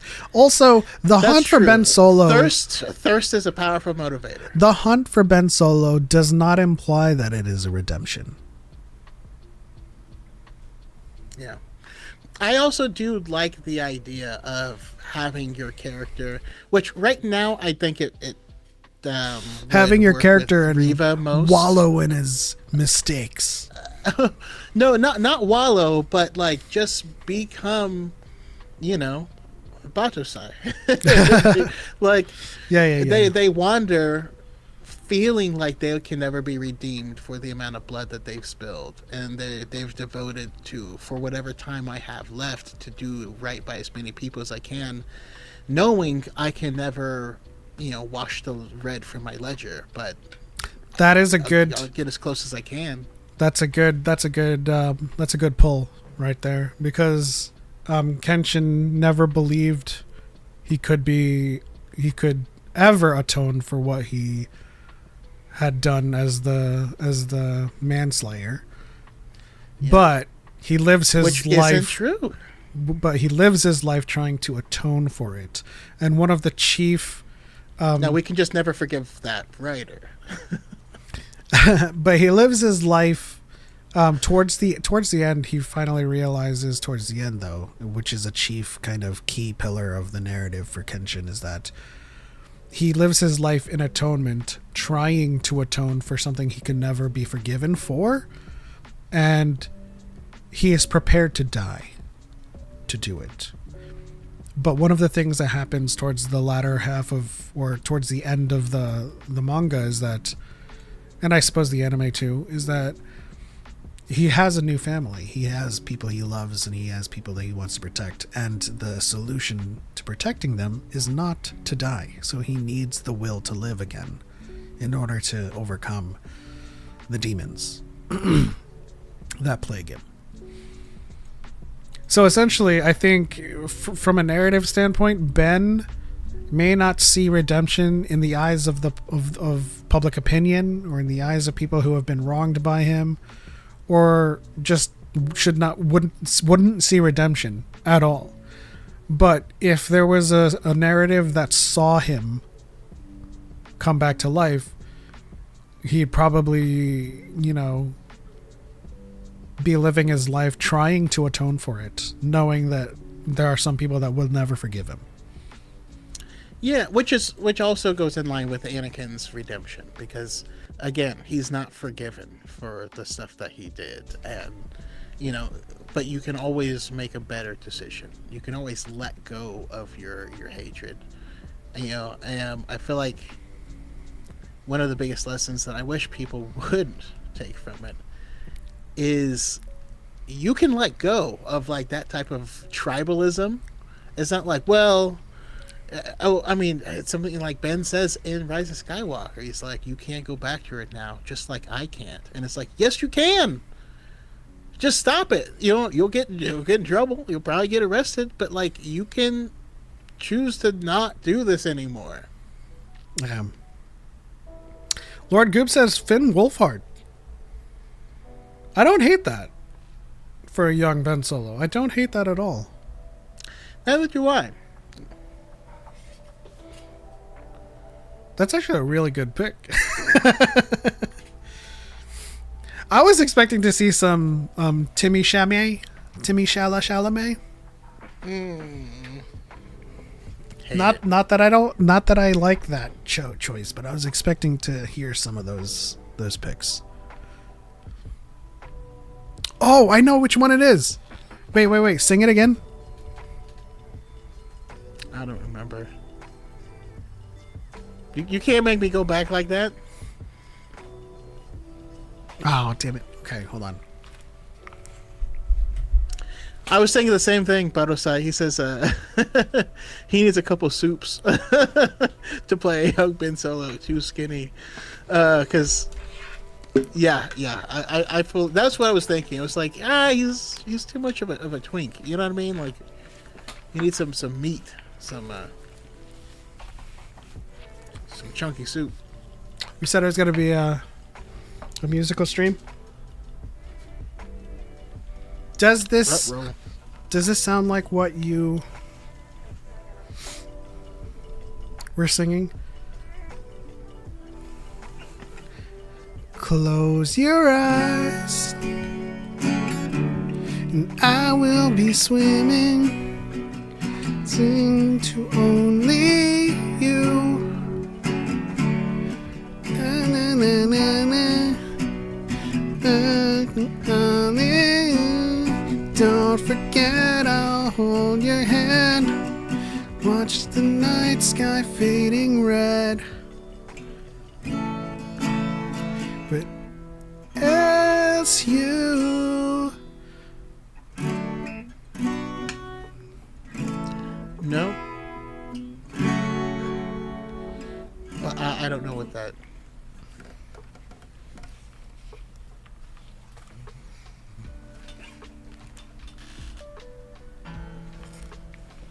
You just disappointed me. Sorry. Shuri? From Black Panther? Yep. Enzo Bagrinnik. No, that's As You Sleep from Something Corporate. That's what I heard from that. Na, na, na. That's what you sang. That's what I remember. I was singing Ray J. Were you? Sing it again? Nope. but I do enjoy some something corporate. He needs a couple of soups to play young Ben Solo. Too skinny. I mean, come on. Anybody can bulk up. You know. Did you ever expect Kumail Nanjiani to show up to Eternals like that? No. It's still weird to me because like all I it feel takes like if he grew up that buff, his voice would be different. You know what I mean? Also, it's young Ben Solo. Exactly. That's a pretty guitar. I'm proud of it.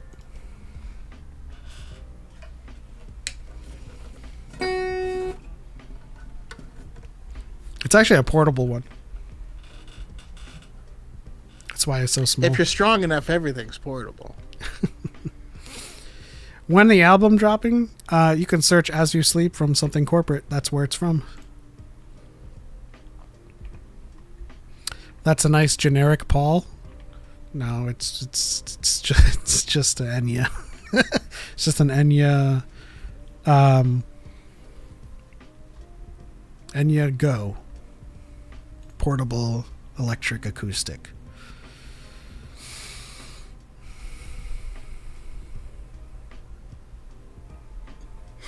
So Element has a hidden Rebel base. I used to. I don't know where my base is anymore. Man, I was so mad when that South Park episode came out. See, my school had like 3 black people in the whole school, and so everyone ran up to me the next day. They're like, "Hey, does your dad have a base?" And I was like, "Yeah." And then they started laughing. It's just funny. Let's see here. So Lord Blood Sith said, on a side note, the Darth Vader Crocs from the 29th.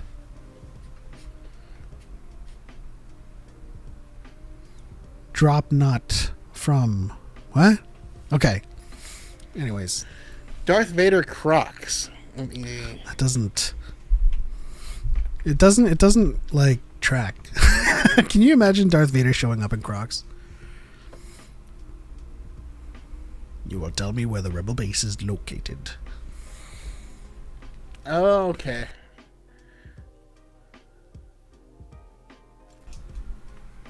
A question that haunts me. I don't know how I feel about these. A question that haunts me and awakes me at 3 a.m. sometimes is, if the wills are animals that act on instinct and basically create life as food stock and they are the Force, do they care about a happy ending? No, they care about balance. That's it. Balance in the Force is the freedom for it to flow naturally. Whether that's a happy ending or a disastrous one doesn't really matter, so long as that disaster or happiness is not brought upon forcefully by outside agents like the Sith. I mean, I would argue it would have to be a happy-ish ending for, you know, because if the dark takes over, then the ultimate result of the dark is complete subjugation. Well, like I said, you know, the darkness is death and decay. Yeah. And there's a natural part of death and decay, and then there's the forceful kind. And that's why the Sith bring it about and bring about imbalance.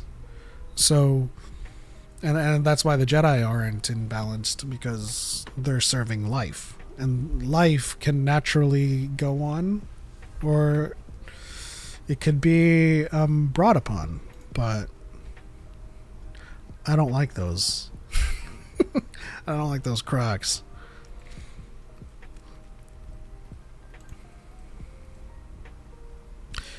Yeah, like Bado says, it doesn't care personally about you. You know, that's why I always liken it to a tree branch that's going to continually grow towards the light. You know, regardless, it doesn't know or really care what's in its way. It's going to try to reach out to the light because it is the light. Does Then Anakin have a faith? connection with animals or birds? So I don't think it's explicitly stated in canon, but from the perspective of the expanded universe and from what I personally glean, so you can take that part of it with a grain of salt, is that no, he actually had a very strong penchant for mechanics, for non-natural and non-living things. It was actually, and you'll see other Jedi that just have a natural or easier time connecting with living creatures, like Ezra does. Then faith and trust in the Force is the biggest misconception ever, vain and incorrect. It really it isn't, though. I mean, I'd argue that faith in the Force or trust in the Force is actually stronger, knowing that this is not, that it's not like an actual like person. You're not, you don't have to worry about the whims of this individual or a personal desire or personal bias getting in the way of anything. It is, you know, an energy filled based off of life, and that's what you can trust in. It's like having faith that the sun will rise tomorrow, you know. That's a good pull. If you only believe in the sun when you see it. I forget the quote, but that's a quote. It's gonna be a long night. No, I mean, yeah, I what Choco says is exactly what it means. Like, it doesn't care personally about you, but that also means it's not going to do anything towards you personally either. But I suspect that is the question that sent Luke into exile and into depression.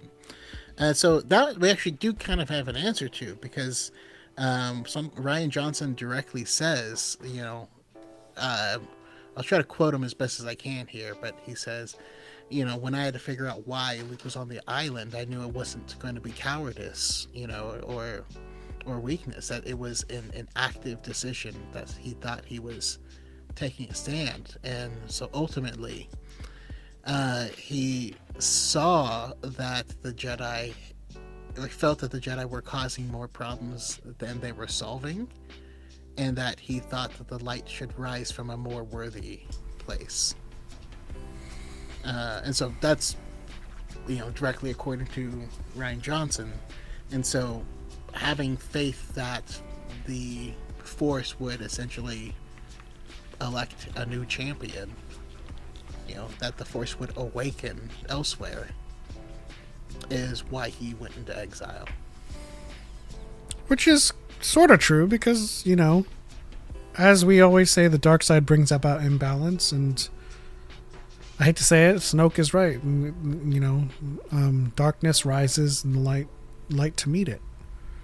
The only difference is that the darkness that they purport to rise is brought about unnaturally. So that's why that's why the light always wins. Okay, but fair, but I think point for the Christian faith, I think a God that cares personally for you and creates you out of love and not need sounds better. Now, I don't want to turn this into like a theistic debate, but I will say that you have to take, when it comes to Christian faith, having grown up Catholic, you have to take the God as it is with everything. So if you believe that a God cares for you personally and creates you out of love, you also have to believe that they've created illness, suffering, and pain as well.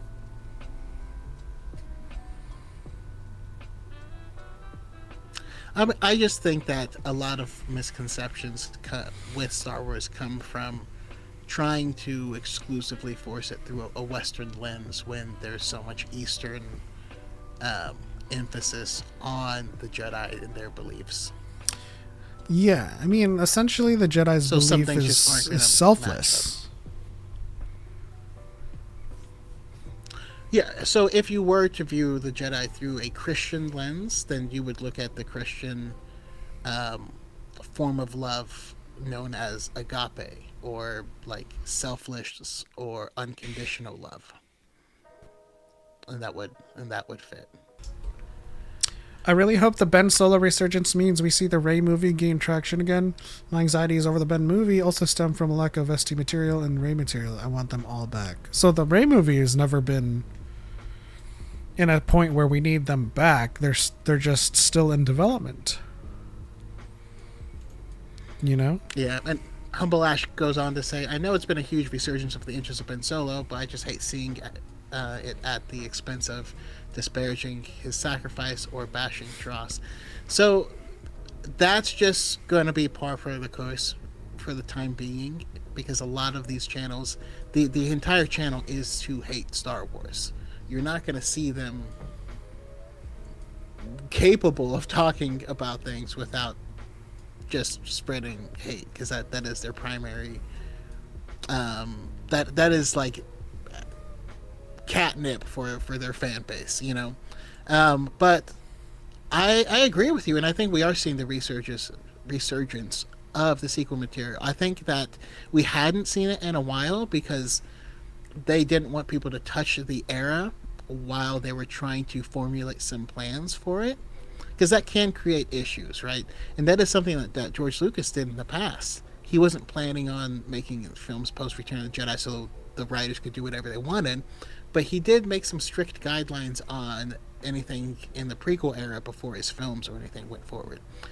We finally have the green light to start telling post Rise of Skywalker stories. We're getting those with the Finn book that's upcoming. We're getting those in the main Star Wars comic line, and so we are finally opening up this point in time as fresh snow to play around in. I'm super excited about that. Starfighter as well as post Rise.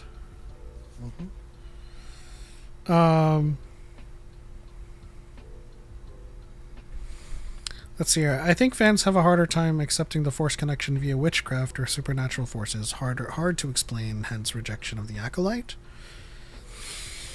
No, I mean, I don't think anyone coming with a good, like, I don't think anyone good faith rejects the Acolyte. You can have your critical problems with the show. Because Night Sisters exist. Yeah. And have existed for a long time. They made Maul magical legs. What are we talking about here?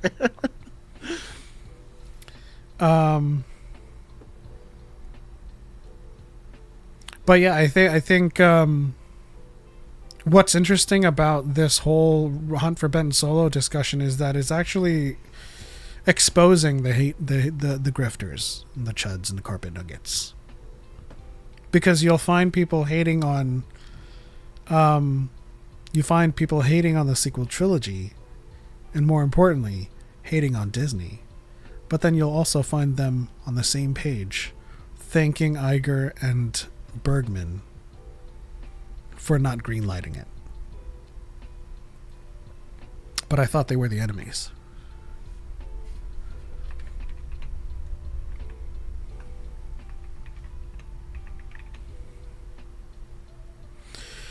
Acolyte is the most George Lucas project to date. Prequel as hell, possibly perfected the formula. I mean, I could see that. It's got the same problems that George Lucas had. I mean, that's a good question. I'd love to hear everyone kind of throw their hat into the ring. What modernly do you think we've gotten? It doesn't have to be the whole entire project, but what thing do you think is the most George Lucas thing that we've gotten? If you ask me, I think it's the mods from Book of Boba Fett. I see the mods, I see their style, and I just feel like this came out of George Lucas's head, like it had to. Yeah, I also see Ahsoka being very George Lucas. Mm-hmm. You know, George Lucas played a lot with world building and less about I'm trying to think of the correct analogy.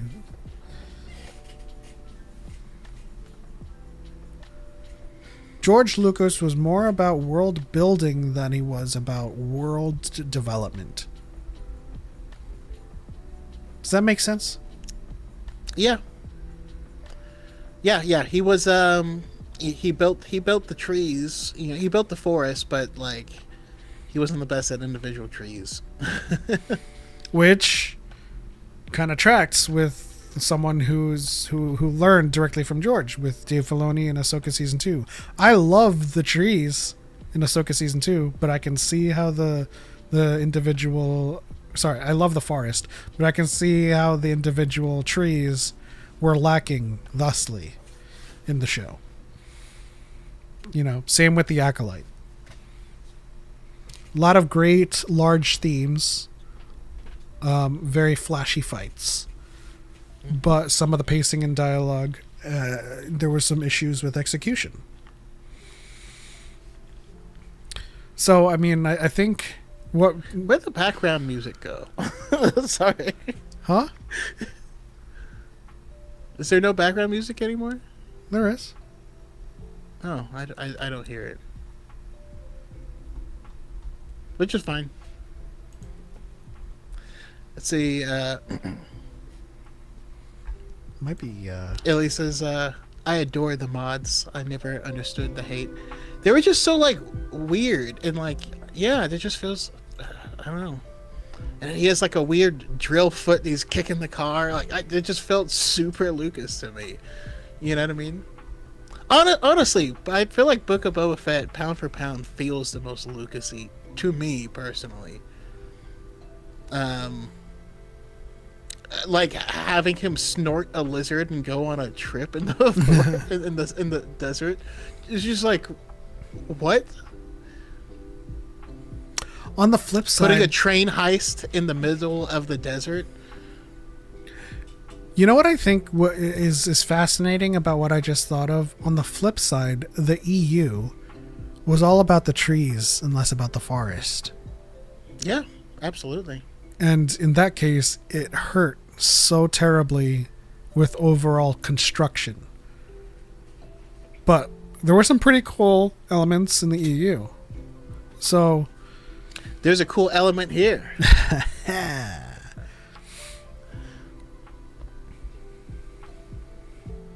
At least one person thinks I'm cute today. 2 people, I mean. Yeah, I think what we're looking for, I think me and Choco have said this multiple times, is Star Wars needs more writers' rooms, and I think there needs to be checks and balances. You know, narrative checks for the world building, narrative checks for the world development, and the mythos. Narrative checks for... Honestly, we need more Andor. which is true. Siri Tommy says, The Mandalorian is George Lucas, the historical fantasy samurai world building. I mean, I can definitely see that. Because George made it very clear that one of the driving factors was certain genres that he loved as a kid growing up that just seemed to go away. They just seemed to dry up. And so, like, to have it a weird space cowboy fantasy is super George. I also think we've lost, like, people have lost their ability to engage with content like it. Like Dark Tower, Labyrinth, Willow, all of this, like, Never-Ending Story, all of those stuffs that we love as kids. Granted, I'm going to age myself by saying all those stuff. You know, they all had fantastic world building and some kind of ludicrous world development, but we lived in the worlds and created and kind of filled in the gaps as we went, as we grew up. Because back then, when we watch it as kids, we have the imagination to fill those gaps. You know? Yeah, we don't stop and say, wait, this big, like, weird dog dragon. Yeah, with his ears. God, I love Atreyu. It was such a cool, like, design. How does he fly? Doesn't make any sense. Like, I don't, like, you would never in 1,000 years say that, you know. I'm very aware when I watch Labyrinth. I'm like, okay, this is a talking fox that's riding a dog. Like, that's kind of weird. But it's kind of like the old thinking of, like, Stan Lee. You remember how he was like, how like when he was fielding a question by fans by saying, like, how does Thor fly, or something like that? And he's like, it makes the most sense. You off. Yeah, it makes the most sense that Thor can fly because he spins his hammer and he throws it really far and goes for the ride. I'm like, okay, makes sense. It's so stupid. That's why I love it so much. What was the? He's like, I don't fly. I just throw my hammer and ride it or whatever. Like, it's, what was the explanation for Superman a long time? I think they just say he's just jumping really high and just has hang time. Yeah, originally he couldn't fly. They just made him able to fly when the original animated show came out, because that ironically was just way easier to animate than jumping. Yeah. Fantasy genre comes and goes as a fan theme. Yeah. We're approaching our bonus. We're about to wrap things up. Thank you guys for hanging out as usual. Let's see. Talking about that Mando episode with Jack Black, can someone explain the logic of the plan of the character Christopher Lloyd, the Separatist? that is the equivalent of Sifo Dyas, perhaps. Which is very... I loved seeing Christopher Lloyd in that episode. So many people were so focused on Jack Black and Lizzo that Christopher Lloyd was amazing in the episode. And, like, the whole... Yeah, I like that episode, okay? I do. Harris says Pictionary. We're gonna push save that it for next week. But we'll be able to do it a bigger one and have more people come up and join. If you want to call in and join and hang out and talk with us, that'd be awesome, Harith. I think what we do for next week is that we get a couple people on for our next iteration of Jeopardy that ends with Pictionary. Because we haven't done Jeopardy, and our Trivia League needs another match for points. It won't be as long as won't be as long as our previous one, because we'll be going up to 500 only. But the entire show will be about that. We'll do Jeopardy first, unless there's like a big, huge announcement from Lucasfilm. We'll do Jeopardy for the DYAD Trivia League, and then we'll end with some Pictionary with folks and get some people on for that one. Jackbox Party Pack. Choco has been kind of hinting at having like a game night for DYAD and the Force for a while now. I was working on creating cards for a game, but then the new job kind of took away my time. which kind of prompted me to send him a link to a couple of like tabletop games that are online that we could play. Like there's one called You Can't Say which is essentially kind of like the pyramid game where you describe a certain term to someone. They have to guess what that term is, but you can't say there's I would have lost by saying that already. There's also one called Herd Mentality, where you ask a certain prompt and you have to write down an answer, and you only get points if it matches someone else. Like, what do you like to eat for breakfast? And then like everyone in the game will like write eggs or something, or bacon or something. It's really fun, and it allows people to join whether they're on the call or not. So I mean, we'll be thinking about episodes of DYAD where we can just have fun with chat and play games. Yeah, we just want to hang out with you guys. That Herd one has a geeky version. I would hope that they do. There's also a tabletop simulator game that I've been wanting to play with everyone. It's called Blockbuster, and it is essentially just like guessing movie titles and stuff. It's a movie game, but with structure. I mean, we could do that right now. Like between me and Choco, why don't we go through the alphabet once, naming movie titles, starting with A. Oh, that's the movie game. Okay. Sorry, I've always played a different movie game. What's the movie game for you? Someone says a movie, and then you have to link it to another movie by either a word in the title or by a shared actor. We could do that too. Although we might need more people for it. Well, because we start with a bunch of people, and then when you lose, you get out. So yeah, well, all right, well, we'll go back and forth, but if we get stuck, we'll reach out to the chat, and we'll just do the alphabet so that we actually have a limit on it. Yeah. Now, Illy already said it, but Anaconda was what I was going to say. Are we doing your version of the movie game? No, we're doing your version. It's okay. Black Hawk Down. Charlie and the Chocolate Factory. Delta Force.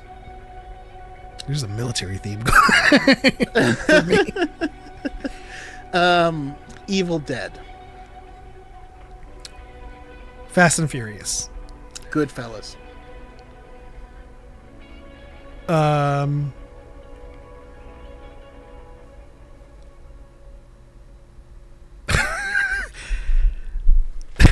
Jesus. No, that's not my answer.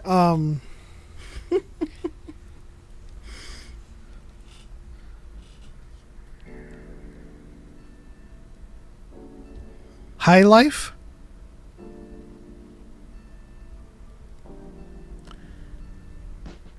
Highlight. Wait, so you're on H? Yeah. Where are we? Where's the alphabet? You say Fast and Furious, and then G. What did you say? Okay. H. Yeah, I it's gonna be Idiocracy. Jurassic Park.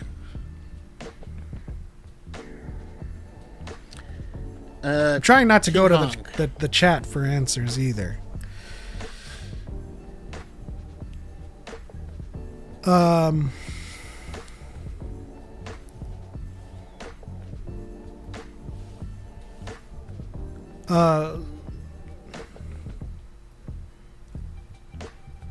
Last of the Mohicans. Where I pulled that from? Jeez. Mystery Men.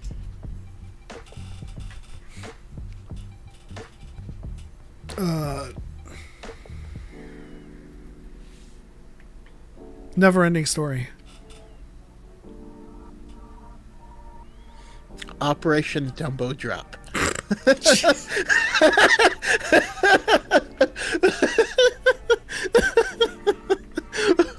Sorry, my mind is a weird place. Leave me alone. I remember watching that for like a school movie night. Jesus Christ.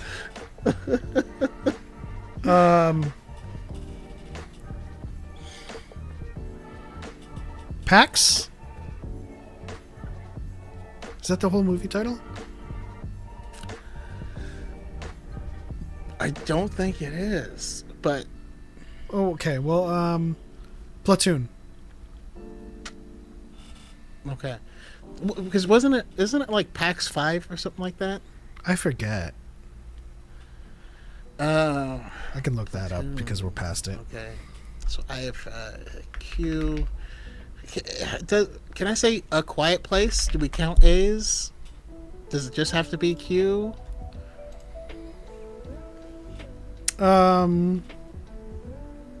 No, Queen of the Damned. I've been going by the title because there's the Fast and Furious and Yeah. Well, there exists Fast and Furious, yeah. So it's actually K-PAX. It's not PAX. It's K-PAX. That's what it was. What are we on? R. Rogue One. Nemo just said kudos for not naming Star Wars. Sorry, I had to. Star Wars. No, I was saying. Serendipity.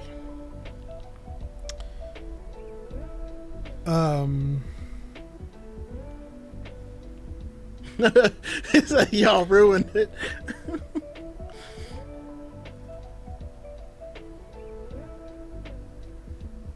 Terminal Velocity. Jeez. That's a pull.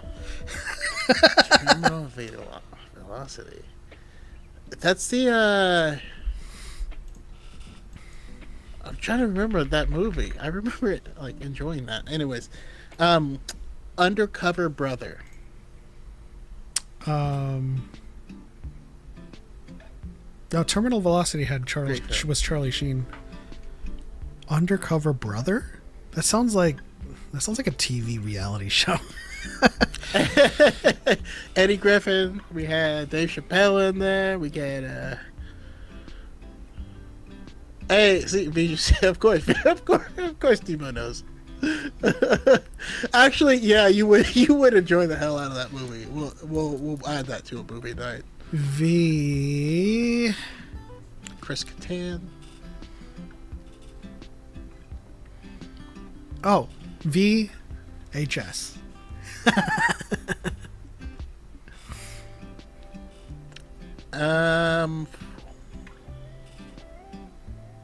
Where the Wild Things Are.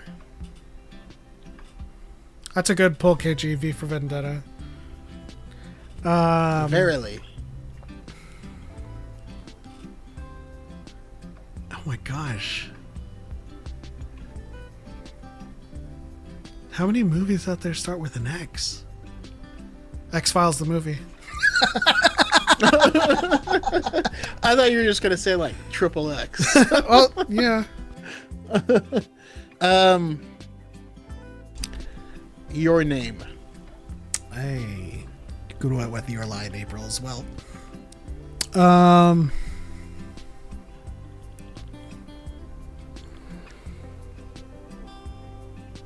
Zarath. X-Files movies, he was trying to find his sister, right? Did he ever find his... Did we ever know what happened to Mulder's sister? Zathura. Okay, I never saw that movie, but it's like the spiritual successor to Jumanji. We can go for another round. We have a couple of minutes. I think we went by that really fast, actually. But we cannot repeat anything. So let's start from A again. You cannot repeat. Although chat's playing too. Okay? So it this time you'll go first and then me and then chat goes first. Chat pep me. All right, Lord Goob said Ant-Man. So I go? Yeah. Balto. Oh my god! Where did that come from?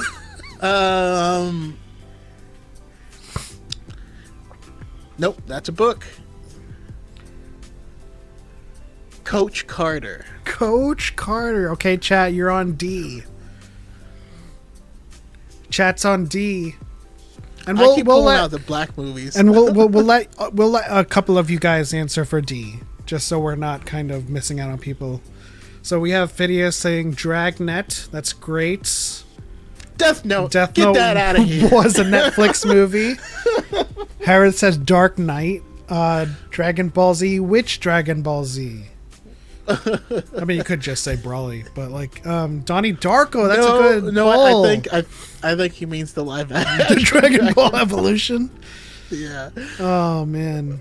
Okay, so I'm on E. Oh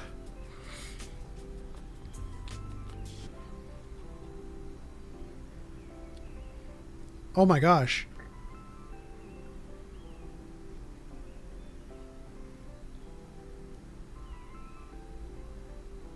Evan Almighty. Woo! I was like, not everything, everywhere, all the ones. Okay. Hey, it's got to come from the brain, man. I can't. Yeah.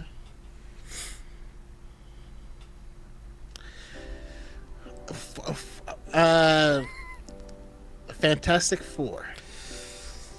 Jeez. All right, chat. We're on G. Groundhog Day. Says good. Classic. Gremlins. Even more classic. When they send the old lady on her chair flying out. Goonies, even more classic. We're getting there, man. I like these people. Grand Budapest Hotel. Ghostbusters. Get Out. You guys are rocking. Holy crap. Now I can't. Okay, so H Hellraiser. I don't know why H was so difficult, like in the first round. Indiana Jones and the Temple of Doom. All right, chat, we're on J. And the Crystal Skull. Give us your J's. I need to rewatch Crystal Skull because I have a feeling it's better than I remember it. James and the Giant Peach. Jaws.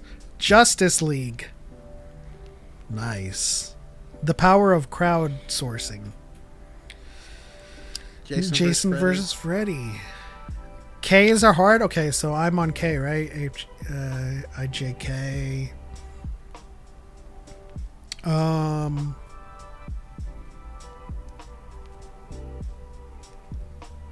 I tried James and the Giant Peach. James, how are you?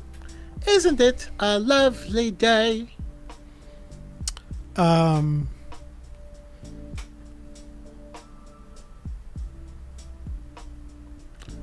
look at the chat. I'm not even if it's in the chat, I can't say what they're saying.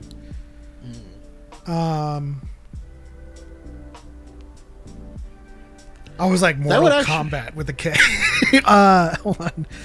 That would actually make an interesting rule if we went back and forth, but the chat could put stuff in, and if they put it in, we couldn't use it. That's also true. That would be an interesting. We'll try that next week. Oh my gosh! I was gonna say Kingsman. There's got to be a movie called Killers. I mean, you have to know the movie.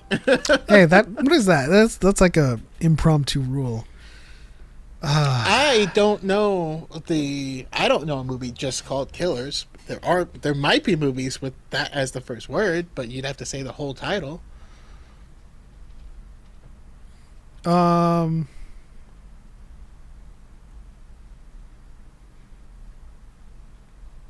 my gosh. Hey, Illy, don't tell him. KG, did I say that? That's the one I was thinking, Cal. Well, KG says King Kong, but Choco already said King Kong in the first round. Yeah. Kong versus Godzilla. Or Kong Skull Island. I don't know what it says about me, but like within 1 second, my brain was like, Kangaroo Jack! And then I was Killers of the Flower Moon was a very big movie. Oh, yeah. I was like, oh, he might be heading towards. I try to get you there. L. Liar Liar. Okay. Classic Jim Carrey. Chat, you're on M. Howdy, you can't nerds. say mystery, man. How's it going, Star Wars Safe Space? We're doing the movie game, the alphabetical movie game with chat. So you guys are on M. We have Machete. Nice. Man of Steel. Man of Steel. Machete 2. Come on. I don't think in this type of game we can do sequels. Like if we were on J, we wouldn't do like Jurassic World. At least that's my personal rule. I see that, yeah. Magic Roundabout. That feels like extra British. Mighty Morphing Power Rangers. Magic Mike. Megamind. Nice. Matrix. Woo! Mm-hmm. Maleficent. Nice. It's FICENT, but yeah, you're there. It works. All right. I'm on N.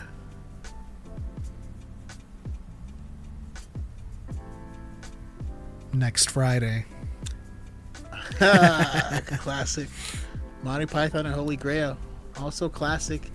And a movie that I mean, we all loved it growing up, but I could not picture anyone watching it today. Like, I feel like a Gen Z would hate that movie.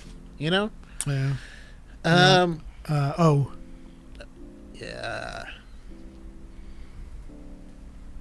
I had one immediately. It's a period film, but maybe I gave you a clue.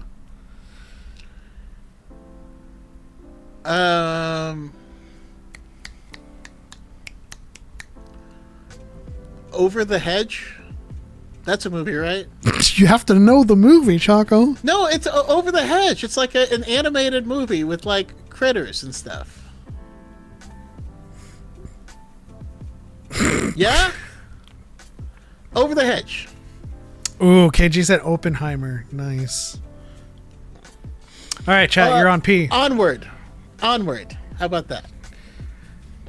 Which is an underrated Pixar film that was released during the pandemic, so it didn't get the love it deserved. Chat's on P. Lord Goop said Paul. I suppose there's a movie called Paul. Predator, Persona. Did you say Predator? I said Platoon. Oh, that's right. Parasite. I just assumed you said Predator. It's off of the noggin, man. Paul Blart Mall Cop. Oh, Paul Blart Mall Cop. But I'm sure there's a movie called Paul as well. All right. Q.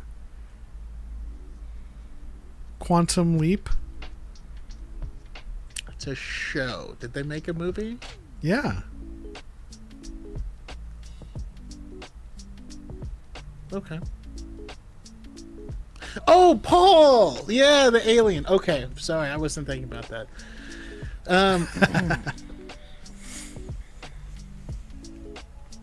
R.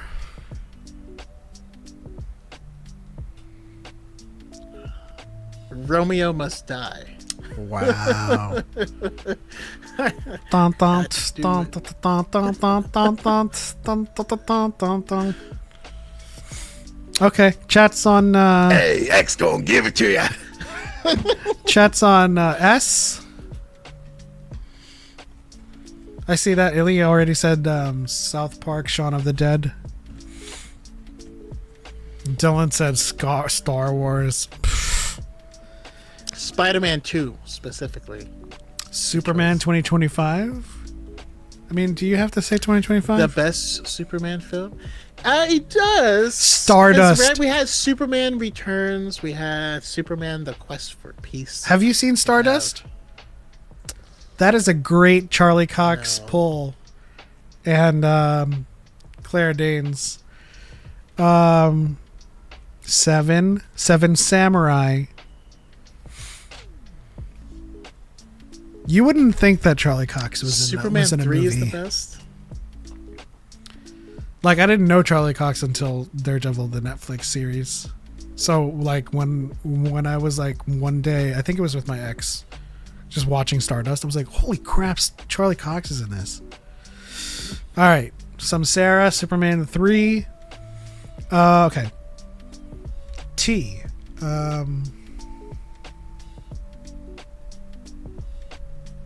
Henry Cavill's on Stardust, too. Interesting. Titan A.E. After Earth.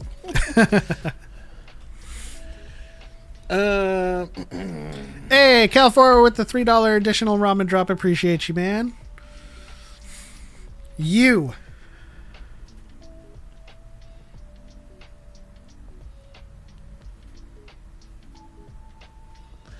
Under the hedge. Nope.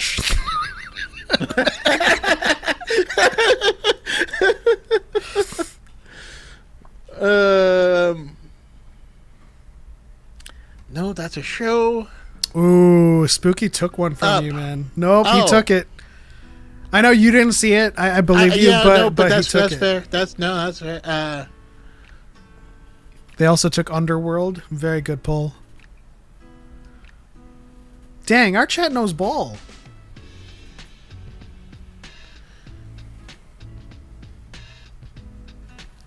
Come on, man.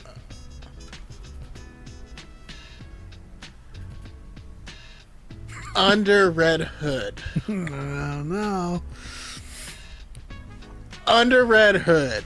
Come on. They're Back me up, Harris. Back me up. they're slowly taking things from you because Unbreakable Untouchables. is a. Oh, okay. I'll take Untouchables. I'm questioning Under the Red Hood though, or Under Red Hood. Okay. So chat, you're on V. I suppose V for Vendetta.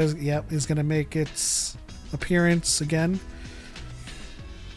Venom, Let There Be Carnage, Vertigo. Dang, this is crazy.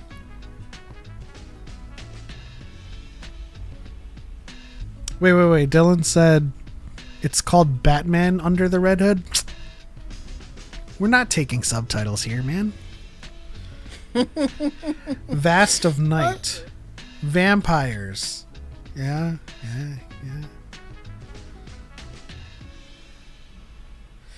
All right. X. I'm back to X. X.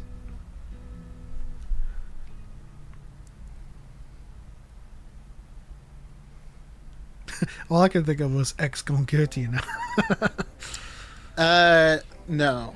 You're on W. Oh, W? TV. Wait. QRSTUEWX. Okay, W. I'm on W. You said Where the Wild Things Are? You said, come on. Let's just get this over with.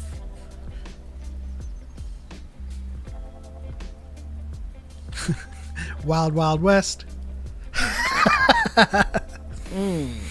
Jim West, Desperado, Rough Rider. No, you don't want nada. None of this. 6-gun brother running this. Buffalo Soldier. Look, it's like I told you. Anyways, that's just classic. Wonder Woman, Waterworld, Waterboy. Nice. X3, Last Stand. Oh my gosh. I totally forgot about the X-Men movies. Alright, chat, you're on Y. Chat's on Y. You only live twice.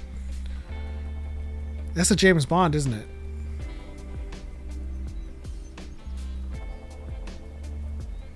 I mean, it sounds like a James Bond title. I just don't know that it is. Yo, Jimbo. Yo, Jimbo. YOLO is YOLO. You. Oh my gosh. There are movies out there that with those names. You and the 10 things I hate about you. What? You and the 10 things about you I hate? I don't think that's the way that title goes. Year 1. Bro, why does Z always land on me? I already said Zathura.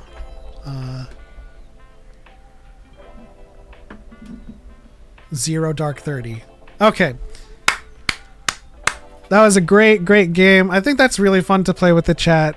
Thank you guys so much for participating. We have Zoolander also. I think I saw in the last round Zootopia as well. Zorro. All very, very, very good. Zombieland. I said Zathura last round, Dylan. But yeah. Welcome back, though. I hope dinner was good, Dylan. But that'll mark the end of this episode, guys. So next week we will be playing Star Wars Jeopardy, as well as revisiting Pictionary to end our episode on. Thank you guys so much for tuning in and participating in the game tonight. I think that's a really good game to play just off the cuff and kind of just chilling with the chat. So I appreciate everyone kind of engaging. But I am surprised how much everyone, as Choco says, knows ball, because there's a lot of like really good polls that the chat did. So you guys did awesome. Choco, what did we learn today? We learned that I'm bad at movies that start with you. Under the Hedge. I was so struggling. Damn, I need to. We do need to get on Letterboxd, though. I think we probably should. Yeah. Can you? Ellie says you should watch the new Zorro adaptation. It's Spanish. It's so good. I would be interested. My first introduction to Zorro was the Mask of Zorro. With Catherine Zeta-Jones. Gave us a young Catherine Zeta-Jones, which did change my life. But, you know, maybe having a Zorro movie with, like, take place in Mexico with 0 Mexican actors is just kind of funny. Oh, I just thought of a night. Thinking of Mask of Zorro and Antonio Banderas, I was going to, like, Desperado. Yeah. Maybe a franchise rule, so, like, we can't re-hit a franchise as we guess it. We can't remove all of our options. I see. Again, like I said, I'm thinking next time we do a thing where you guys in the chat are playing like defensive blockers, so we go back and forth, but you're trying to take everything we can guess to make it hard. That's a good one. And then we lose. Oh, I had these sounds prepared for this one such occasion. But Choco, look into the camera and say, I'm really bad with yous. I'm really bad with yous.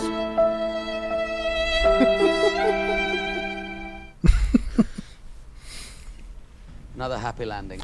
All right, guys. Thank you guys so much. And as Yoda always says, whoa!